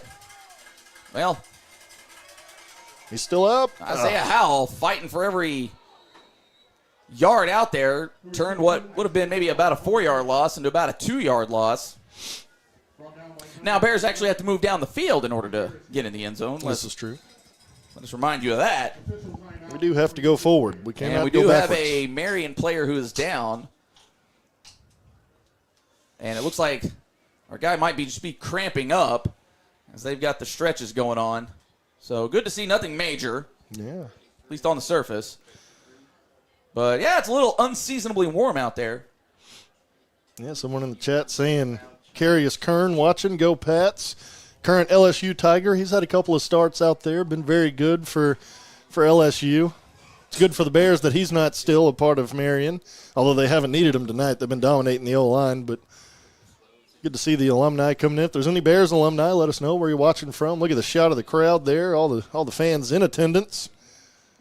Shout out Abby Baden, watching from Clearwater, Florida tonight. Yeah, a lot of Floridians are Bear fans. Love to see it. Yeah, that's one of our softball signees. They had 5 signed this week. How about it? How about it?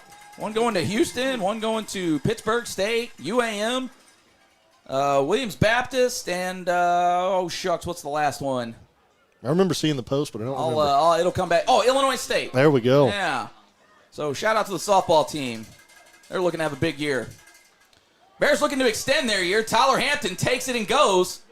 Oh, cuts right back in. Great play. That makes it a lot more manageable. About third and from the spot, it looks like about 3, maybe 4 yards. Bears trying to go with the tempo.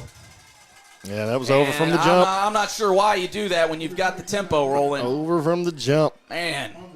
All right, big play right here for both these teams. Marion's got to know our snap count or something because they have initiated the contact at the line of scrimmage every single play. I don't even think there was contact. Looked like they just rolled right through.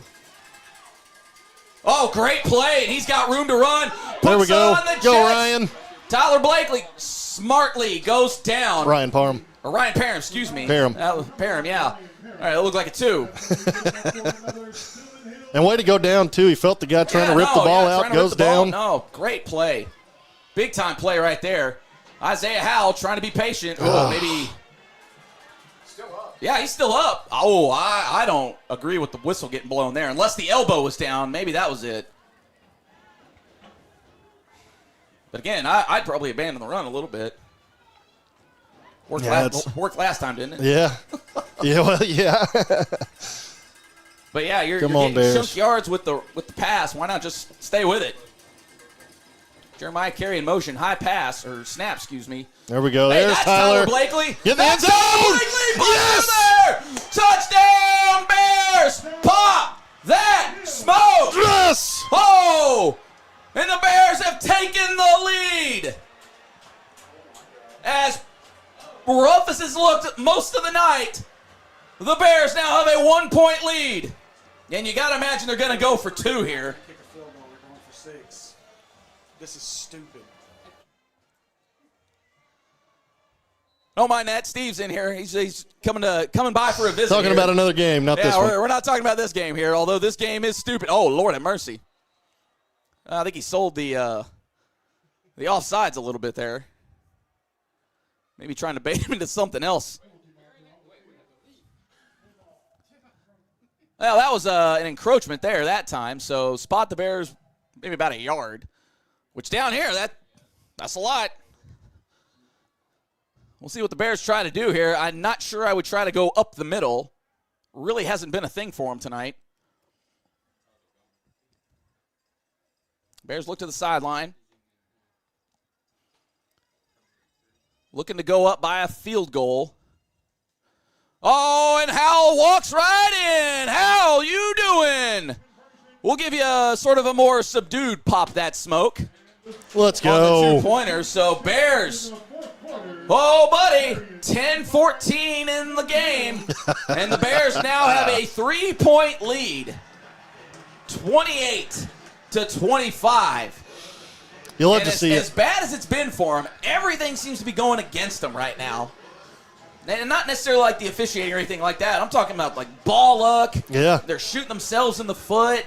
They've had some turnovers. Ugh. I mean, everything, the O-line, maybe not having the best night, but when they need to, they come through strong. They give Tyler Hampton enough time to find the other Tyler, and he takes it in. Look at that play, man. Tyler Blakely caught it in stride. balling. Oh, man. And look what happens when you put it on the numbers. It just opens up this team. Well, and it makes you wonder, too, as we see Isaiah Howell take it in there for the 2-point conversion, if Tyler Hampton gets those passes in the first half, where we could be right now. Oh, man, be a lot more comfortable, I bet. We'll see if the Bears can get the onside kick here. Oh, they go for the long pooch, and it's still in. Shish kebab. Very close. I'm not sure where it went out at or where they're going to end up spotting it, so they'll get 5 yards.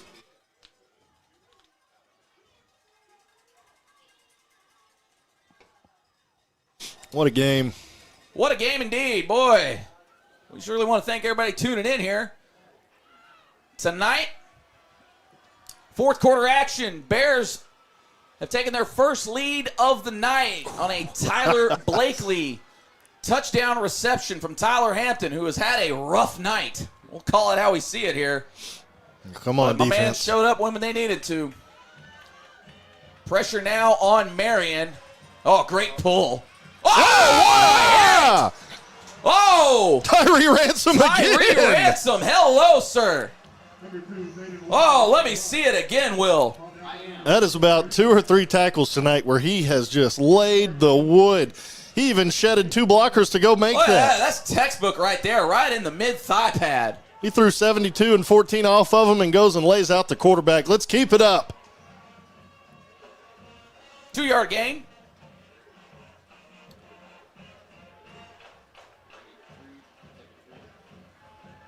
Marion going for the deep ball, and they've got it. Oh, in and out of the hands. What an effort.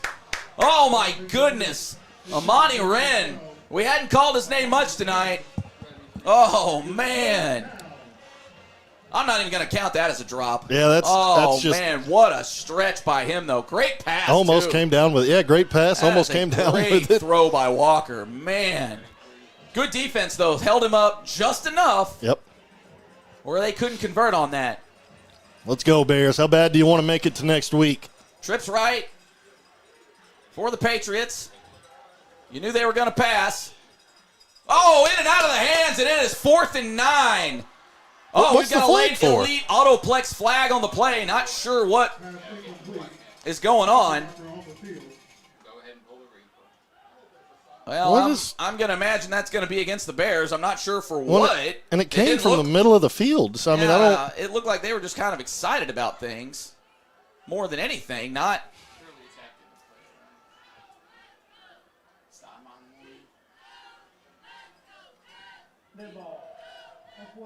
Oh, the Bears bailed him out. Or the refs bailed him out. I'll go ahead and say that there. I'm not sure what happened on the sideline. We'll see the replay here. Maybe we caught it. I just don't know what. Yeah, you can't do that. That's pretty soft, though. But, yeah, I can't do it. I don't know if I agree with that. Well, Brian Dixon has played a wonderful game so far tonight. Well, what are we doing? Gets caught for the 15 there. Oh, we're going back and then walking around. Why we can't just do math here. You just can't do that. Well, the Bears spot on a first down there. They would have had to. Boy, they were grappling with the decision there, either to go for it on 4th and 9 or have to punt it away. Still a lot of time left. 9:28 here in the fourth quarter.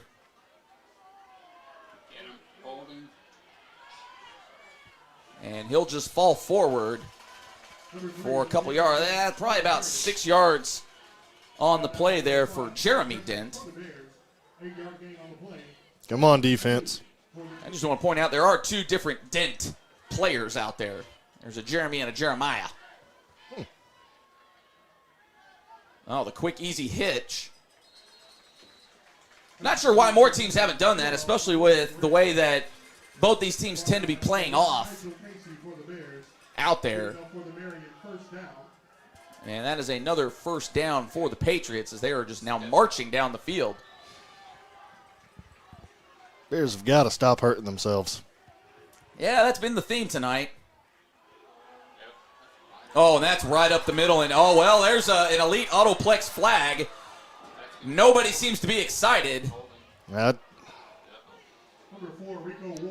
Bears, we gotta be smart. Get away. Gotta be not dumb there. That was Tyree Ransom trying to, I don't know if he was trying to bait or just letting his presence be known. Well, you got to know in a game like this, you got to know, get away. Yeah, let him chirp. We'll see what the flag here is. And it's in that holding area, so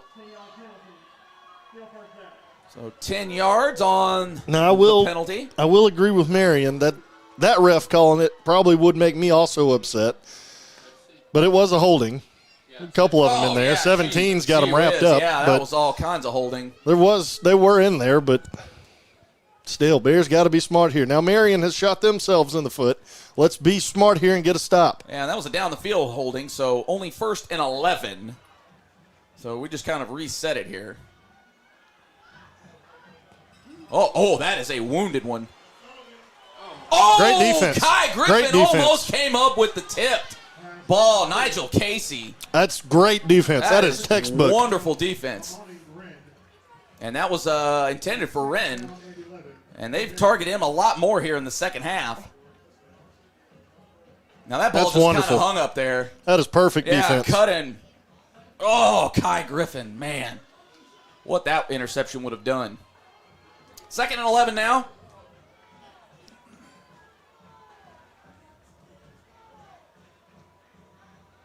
Oh, and just run to the corner and cut it back. Rico Ward.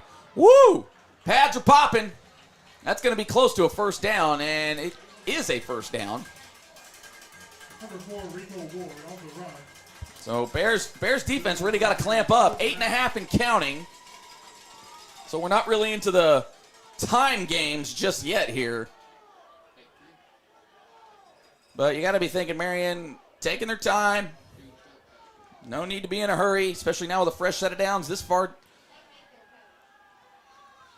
Oh, ball is tipped. No way, yeah. Great effort, though. Not sure who got the hand up on that one. Maybe it was Pierre Grimes. Intended for number 3, Jeremy Dent. But Dent, the intended receiver, Jeremy Dent. Let me say that. Oh, we got a breaking news here. Robinson. What was the final in that one? 24-21. Woo, 24-21. Farmington came to play, and Rico Ward just bulldozing guys. And that is going to be close to a first down. Yeah, imagine 4 is going to keep getting it. I think they are going to give that to him. I never saw an official signal, but yeah, I guess it was. Oh, great pull by Walker. Great pull by Walker. He gets to about the 2-yard line. Come on, Bears. Well, we remind you that the Bears did have a heck of a goal line stand in the first meeting of these two teams. We'll see if they got another one in them. Just play to your cues. Don't mind the eye candy. Go make a tackle. Oh, almost. You got to go make the tackle. Don't think he got in. Yeah, he's short. Ooh, he is. Oh, they're going to mark him further back than I thought. One guy had him about the goal line, but got to about the 2-yard line. So I believe it is 3rd and 2. Make the tackle. Come on, Bears. Just over 7 minutes left. Bears have got to make a stand here, and they are going full tush push. Oh, they got in their own way, and I don't think it matters. Oh, no, they got him short. Oh, it is 4th and goal for the Patriots. This has shades of the previous meeting. Oh, that was almost the same play that Benton ran, except they caught it. Well, and here comes the big fella. You know what's coming. Zayden Wilson. If the Bears can blow this up, oh boy.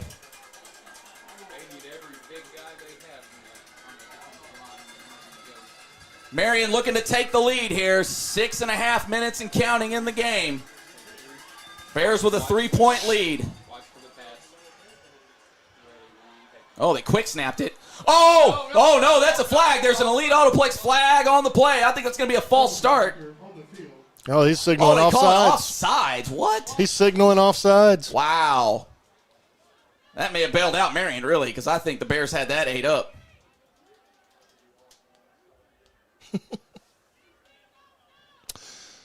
What a game. Coach Kelly down there making his case.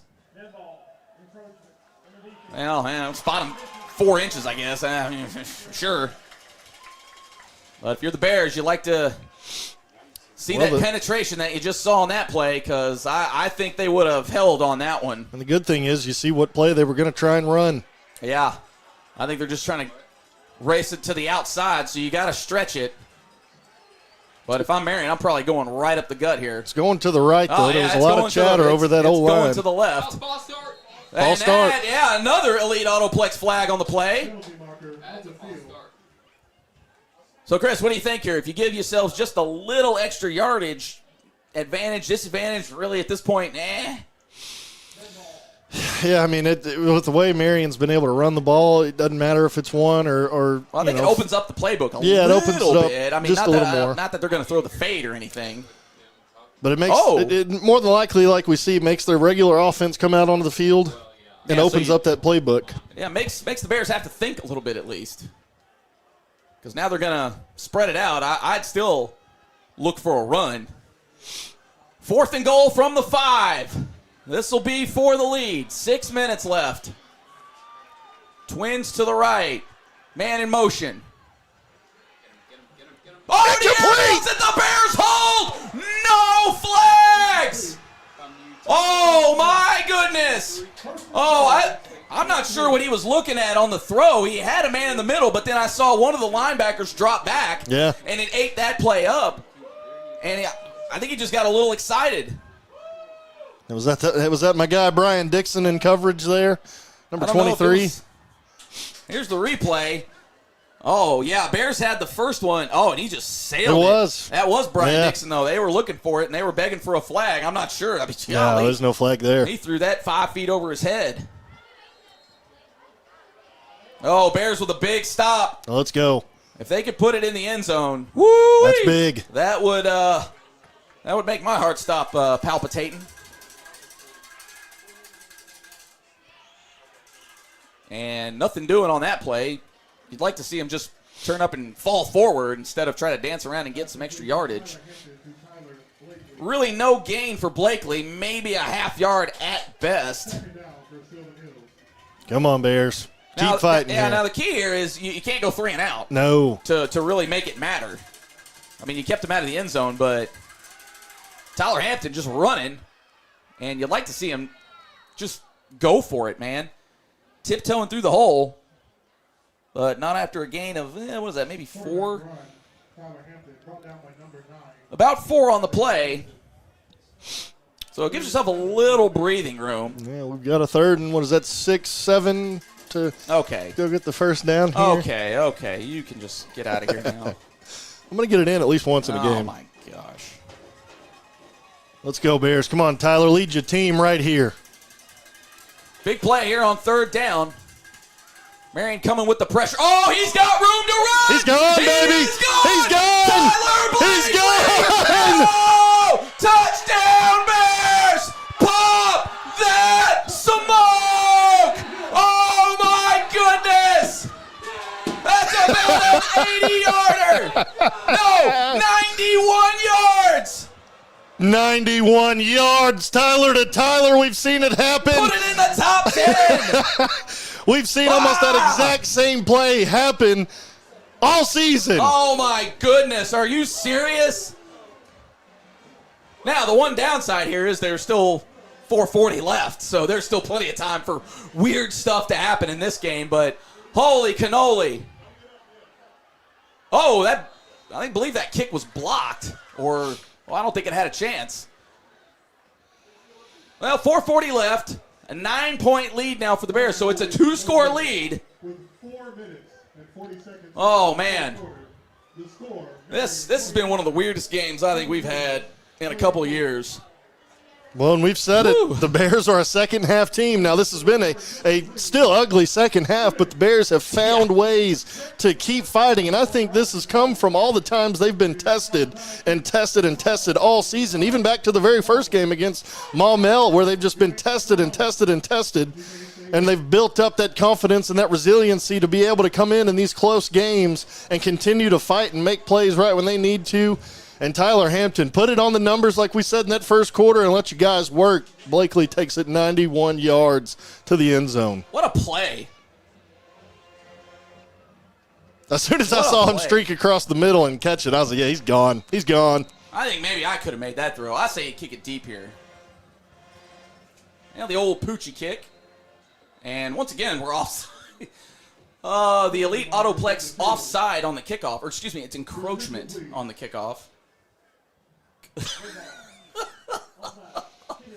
I have never seen a game with multiple encroachments or offsides or whatever the official call is on the kickoff. We got to be what? What are we up to, Will? About 8? 8 or 9? Like, God, we passed 6, 7. Well. 8, 9. Gosh.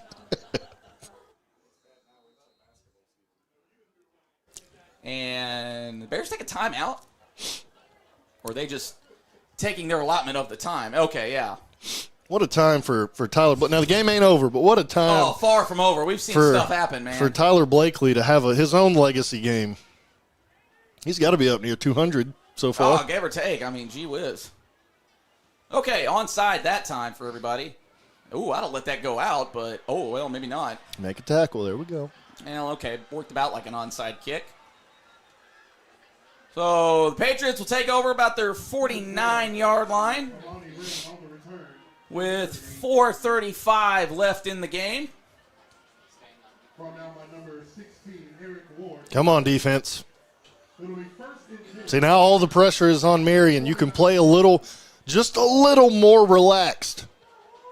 Play to your cues. Let your eyes do the talking for you. Well, turnover would be really cool too. But, oh, yes. An interception. Whatever you got to do. Now, I think you kind of make Marion a little more predictable, I think, in this. So they can't really afford to do some of that wonky stuff they were doing earlier in the game. And, boy, they just put it right on the numbers there. And, again, that's that middle that's been wide open. Yep. And they exploited it. Got down to about the 25-yard line. So, not ideal for the Bears. You'd like to let them chew up a little clock here if they are going to put it in. Oh, almost. Yeah, he almost got that ball out. Almost got that ball out. Rico Ward up the middle, maybe a gain of 4. Come on, Bears. We keep asking the defense to make one more stop. Just make one more right here. Oh, there it is. Oh, come on, Kai. Oh, he just launched that one. Bears had a guy slip. I couldn't tell who that was. I believe that was Malachi. Kai almost gets his second interception on the season. That was Tyree Ransom who slipped. Worked out for him. Yeah. But, 3rd and 7 now. So, all of a sudden, Marion maybe backed up a little bit, and I think Rico Ward maybe cramping up a little bit or fighting it off. He was stretching it out.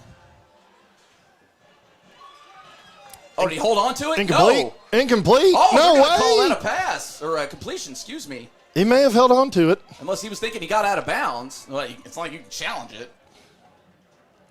If he held on to that, truly, that's a wonderful catch there. Let's see what we got here. I don't know if we're going to be able to tell from our angle. Catch. And I think he did. I think he held on to it the whole way down. Wow. Oh, they gave him the first down there, so. Ooh, almost had a man not set.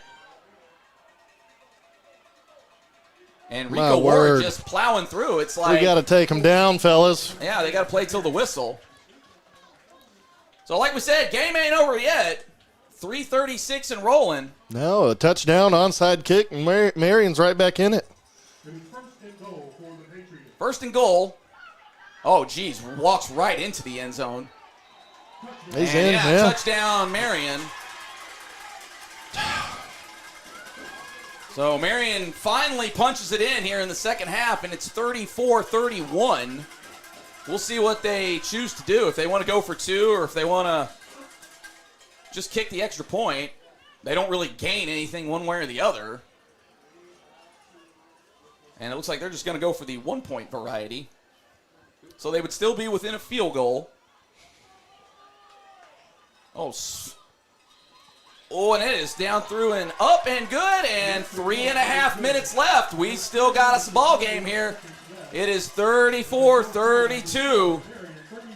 Bears got to string together a few first downs. Now, what kind of hurts Marion is every time they've scored, we've kind of come out and scored, but every time we score, they answer it right back with one of their own. Yeah.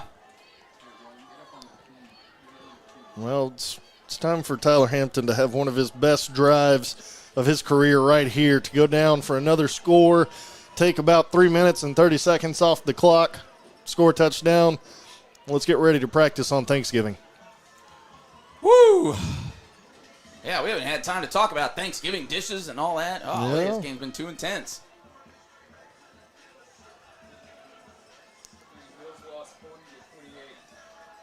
Wow. Wait, what was that? Mills lost 40-28. Oh, wow. To Bauxite, the Miners. Wow, Bauxite comes through. Man, the network. They put an ejected player back in? Oh, Lord have mercy. Well, I guess, Well, what's the old adage? If you ain't cheating, you ain't trying kind of thing. Wow. Wow. all right. Now we got to recover the onside kick here. If I'm Lacoby Brent or Carey, I'm looking for it to come right at me. And none of that trying to hit it out of bounds mess we saw earlier. Catch the ball and go down. Catch it, go down. There we go. Very good, very good. There we go. Yeah, turn your back to him. Great play. Oh, my gosh. That's going to be a little bit of a LeBron there on that one. I saw it. Jeez, what was that? Who was that? That was Zeke Carruthers out here flopping. Yeah, it was great. Oh, man. If he'd have got that flag, I'd have been. Yeah, I'd have been like, you know what? You earned that one, but. I'll take it because it's for us, but come on. Yeah, no doubt. All right, here we go, offense. All right, I want to thank all over 1,300 folks here on the stream. Welcome to the show. Jay Berg, Chris Goodman with you here on the Sylvan Hills Sports Network. Got a doozy of a game. We're going to have a doozy of an ending for you here. 3:30 left. 34-32. The home team is a winning, and both of these teams looking to punch their ticket to the semifinals. There we go. Howell plus through. Oh, he almost got through. Luckily for the Patriots, Kajaris Hill. That's a First Arkansas Bank and Trust first down.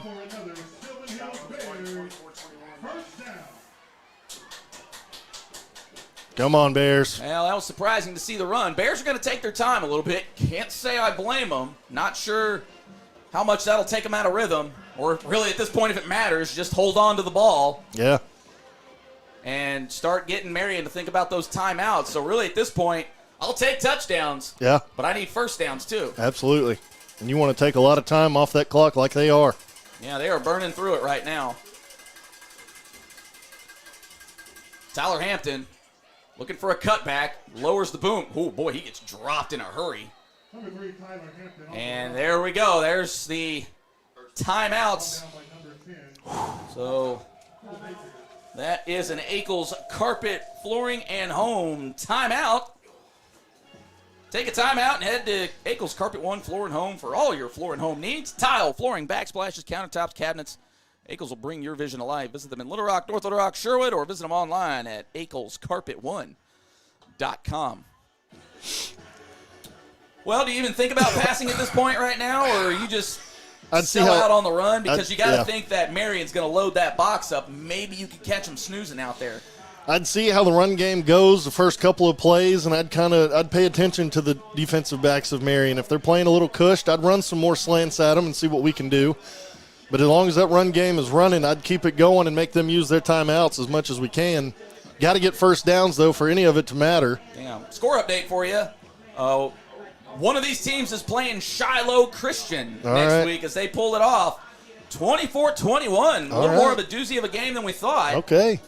So we'll see if the Bears are going to host or if Marion's on the road for a long trip again. Jeremiah Carey in motion. Isaiah Howell just trying to get through. Finally falls forward, maybe gets about 3 on the play, so that's going to bring up 3rd and 6-ish. So you really got to nail one here. Yeah, you got to get a first down for it to matter. Well, and you know the Bears. Of course, I guess if it's turnover on downs, it's almost like a timeout. Yeah. So I think if the Bears can get a timeout here, they might, or a first down, yep. A timeout. They could probably run the clock out. They can get very close to it. I think it only goes to 25 in high school. It goes 40. Does it? Yeah. It's 40? Now, okay. Yeah, off the timeouts and stuff, it'll be 25. Gotcha, okay. But, yeah, it'll be 40 on I don't know everything, all right? I know ball, but I don't know everything. But getting it to 40 helps a lot because then, like you said, we get that first down. They only have one timeout left. Then we can for sure run out the clock. But we got to get there first. We got to get we'll see what the 6-7 yards here and get a first down. We'll see what the Bears got cooking here. They've got twins to either side. Marion only rushing 3, and they get it out to Lacoby Brent. I think he's going to be that's a first down. Yeah. Yeah, cha-ching. Yes, sir. That's a first Arkansas Bank and Trust first down. We haven't called a lot of Lacoby Brent tonight, but that is a huge catch. And starting to see some Cobras in the stands. How about these Bears, man? They've been tested all season and continue. Just got to hang on to the ball at this point. Yes, sir. Because you got to think that Marion's got one more timeout left, so you probably got about one more first down in you. Yeah. If you can get it here, perfect. If it takes you maybe 1 or 2 plays to get it, that works out pretty well too. Go with a little. Oh, yeah. Boy, they blew that up. Yeah. Good old pancake block out there by Landon Toney. I'm going to shout him out. So we'll see if Marion goes with their final timeout, if they'll keep it in their back pocket for just in case. And again, the Bears on this snap can take it down to about a minute. It'll be a little over a minute. Well, and I mean, I don't know why they're not calling a timeout because they could let the clock run right out of their advantage. Because if it resets to 40, what is that? 40 plus 40, you carry the 80 seconds. Yeah. It's a minute and 20 seconds. So, I mean. Well. Oh, great pull. Oh. And just go down. So, and I'd say they burn the timeout here. Well, they haven't. I mean, heck, just let them. Do they not know if they have a timeout there? Well, that's third down. I don't understand what Marion's doing here. But Bears are going to let them just do whatever. Well, now all you have to do is run the ball, and then the clock will run out. Well, then they'll have one more. Oh, well, then they will have their timeout. And then they make them make a decision on 4th down, and they'll at least get the ball back. Yeah, take it down to the very last millisecond. Or the Bears. Oh, the Bears are going to burn a timeout. Now, I don't know. Our if the game can't get weird enough. I think the clock guys were a little slick there. there. Maybe let an extra 1 second tick off, but 24.7.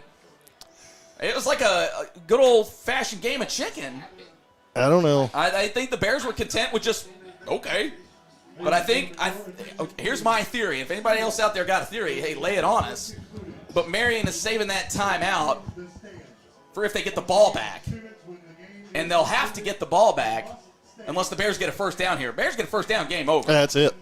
And they'll have to burn the timeout here. Yep. So then they make the Bears run a play on 4th down. And then you got to figure, okay, so let's assume this play takes about 4 seconds. 20 seconds will be left on the clock. Yeah.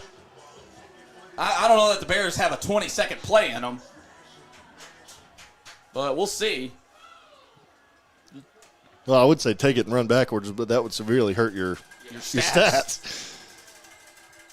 Go, Carey. Jeremiah Carey looking for a lane. Just stay in bounds. Now go down. Yeah, there you go. He went down. Okay, so about 16 seconds left. Well, y'all can't. I'll be quiet. Hold on now. Hold on. Yeah, they're going to complain about it a little bit. Maybe you get 1 second back. Well, yeah, I think they did. They let about a minute go off by not calling the timeout earlier, so. Yeah, ain't that the truth?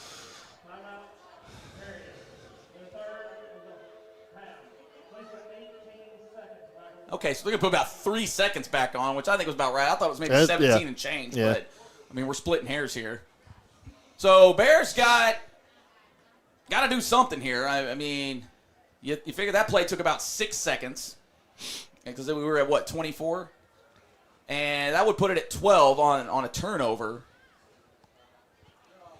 Man, I don't know. Well, this game. I mean, you almost just run back and then throw the ball like it's incomplete. Yeah, I mean, that way you don't give up the yardage. Yeah, your best run play. I don't know, man. That's wild stuff right there. Or maybe your best receiver, you get one-on-one.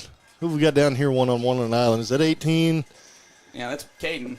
Caden Williamson, he's entered the game at some pretty big times. Let's see if they go one-on-one to him. Oh, and they did exactly that. Oh, geez. Did he catch it? Oh, did he catch that? Did he catch the ball? He caught it! He caught the ball! Ryan Parham! Pop that smoke on a non-touchdown! The Bears are going to win it! What an individual effort by Ryan Parham! Oh, my goodness! Here's the replay. Let me see it. Here's the replay.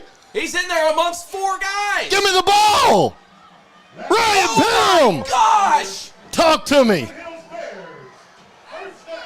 Talk to me, Ryan. They did call first down. Yeah! No, he was way past. Game over! The Bears are going to survive! One more play! What an absolute That's catch of the year. That's catch of the year. What an effort by Ryan Parham. Hampton was running or faded backward. Off the back foot. That's catch of the year. He just tossed it up. And that's ball game. Ball game. That's catch of the year. Are moving on. Oh my goodness. What a resilient bunch. And I don't know if we're going to have handshakes again. And pop that smoke.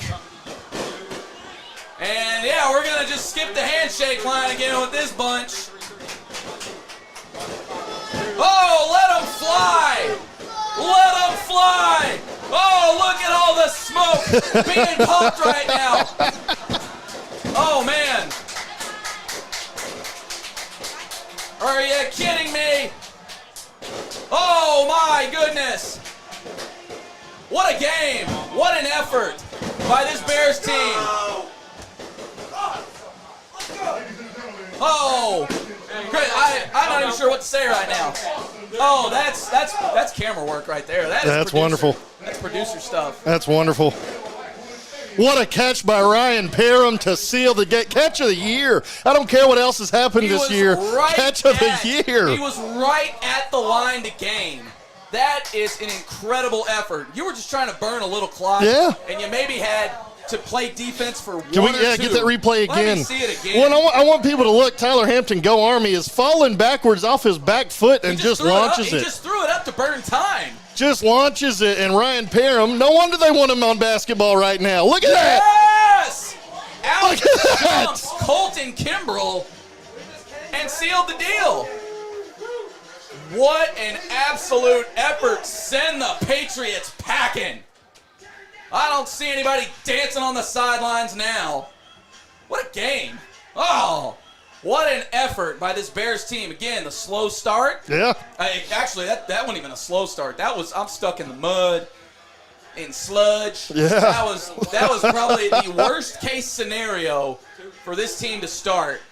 And they overcame it. They shot themselves in the foot over and over again. They overcame it. Hey, Chris, I think you've said this a few times on the year.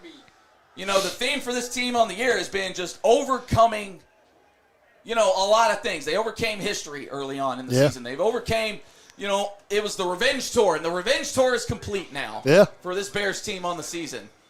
They overcame, officiating in some games. They overcame themselves in some games. And then just when you needed to play, somebody made it. And we've seen it from countless numbers of this team. We've seen it from Hurd. We've seen it from Brent. Tonight it was Ryan Perrin. We didn't call his name a whole lot, but we called it when it mattered. And that's nothing but just pure go up and get it. I can't wait to see him playing hoop. Yeah, man, that's just your guy wanting it more than the other guy right there. He goes up, makes the play. But this Bears team has battled. They've been tested all season. All season they've been tested in these close games, and they've won them. The only one they didn't win was Marion, where they had the ball to go win the game and just ran out of time. Tonight they beat Marion in a huge another come-from-behind win. And, man, you can't say enough about Tyler and this team and the way they keep fighting. The defense making stops when they needed to.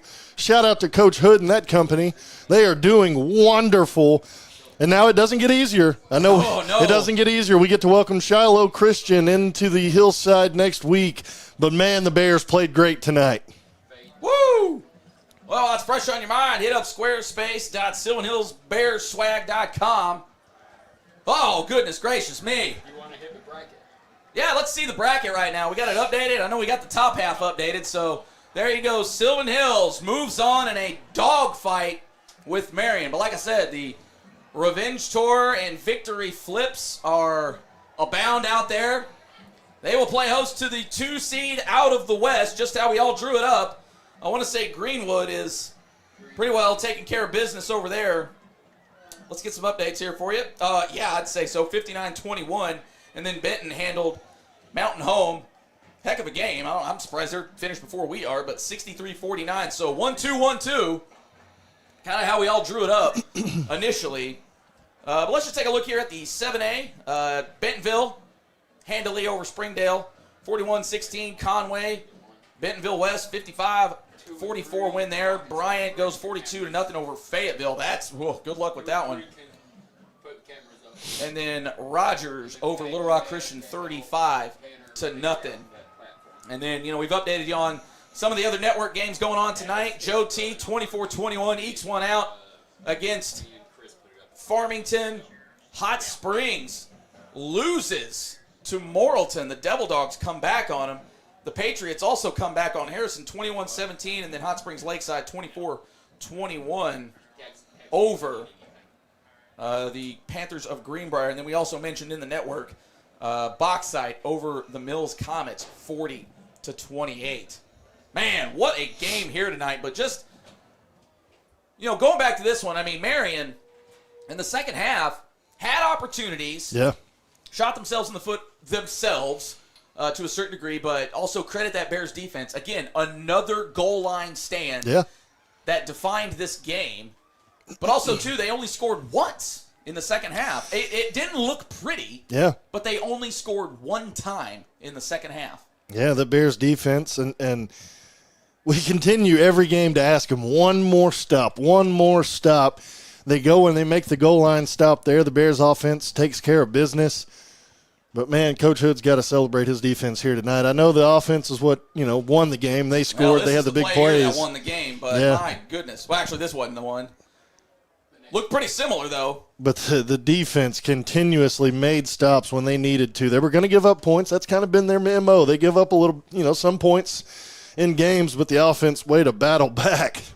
Man, is there any one moment that really swung this game, in your opinion? The fumble recovery on that.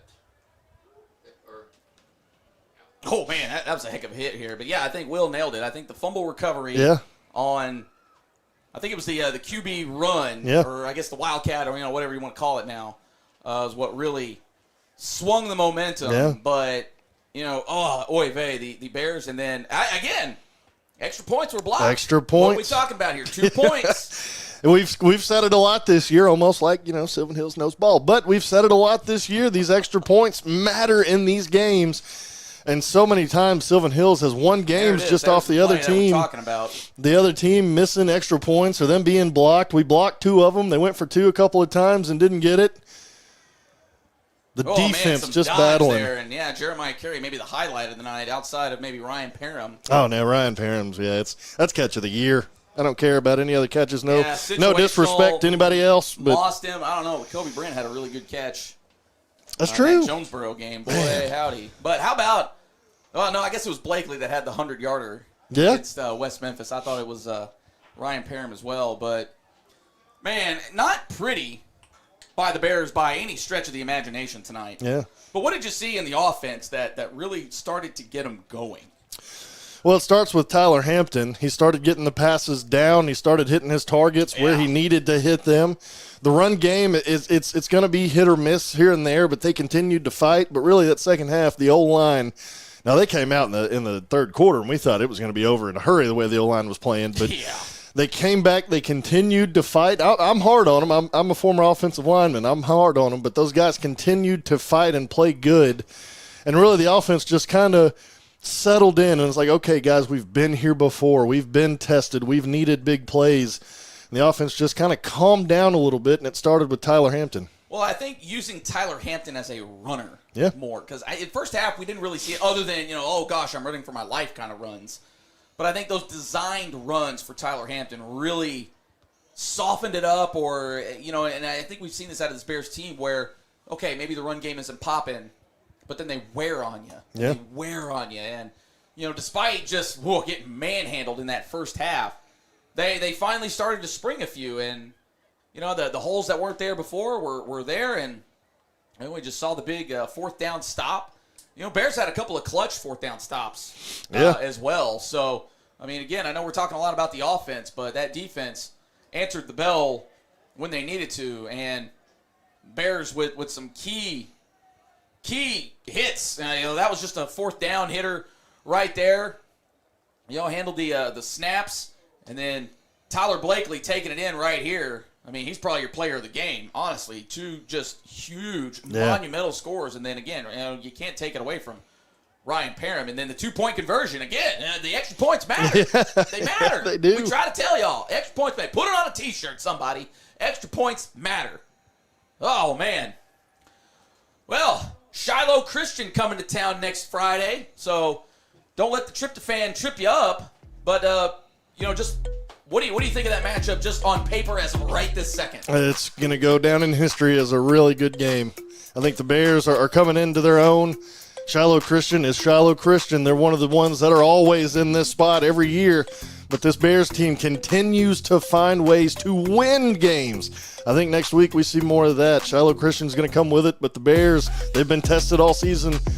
They're going to get tested again, but I think they can battle hard and play good. The bye almost tripped them up, that's for sure. But I think, too, we're going to see a much different Bears team. Because I think that first quarter, that complete nerves. Yeah. And I think Marion was throwing a lot of different stuff at him, too. But I think once you get into the playoffs, boy, that's a different ball right there. Oh, yeah. That's a different Brando ball for sure. Oh, man. I'm not sure there's much else we could say. You see the final there, 34-32. Tyler Blakely with the cherry on top with a 91-yard touchdown score. And the Bears defense answers the bell, and the offense just runs it out. Ryan Parham with the play of the game, because it was the last play of the game for sure. But we want to thank everybody for coming in the chat. Hey, guess what? We get to play ball next week. How about it? So we certainly appreciate everybody in the chat. We certainly appreciate everybody jumping on here. Hey, we're going to do it again next week. So enjoy your Thanksgiving festivities. And make sure you get out here to Bill Blackwood Field. If you can't make it out to Bill Blackwood Field, or hey, if you're on the road out there visiting family, tell them, hey, we're watching Jay, Chris, and the Bears try to go for a state title game appearance. Again, it's the semifinals. Kickoff is set for 7 o'clock. Pregame will start around 6:30 on Friday night, so make sure you join us then. But for the entire cast and crew on the Sylvan Hills Sports Network, I'm Jay Berg, Chris Goodman. Good night, and we will see you next week in the semifinals.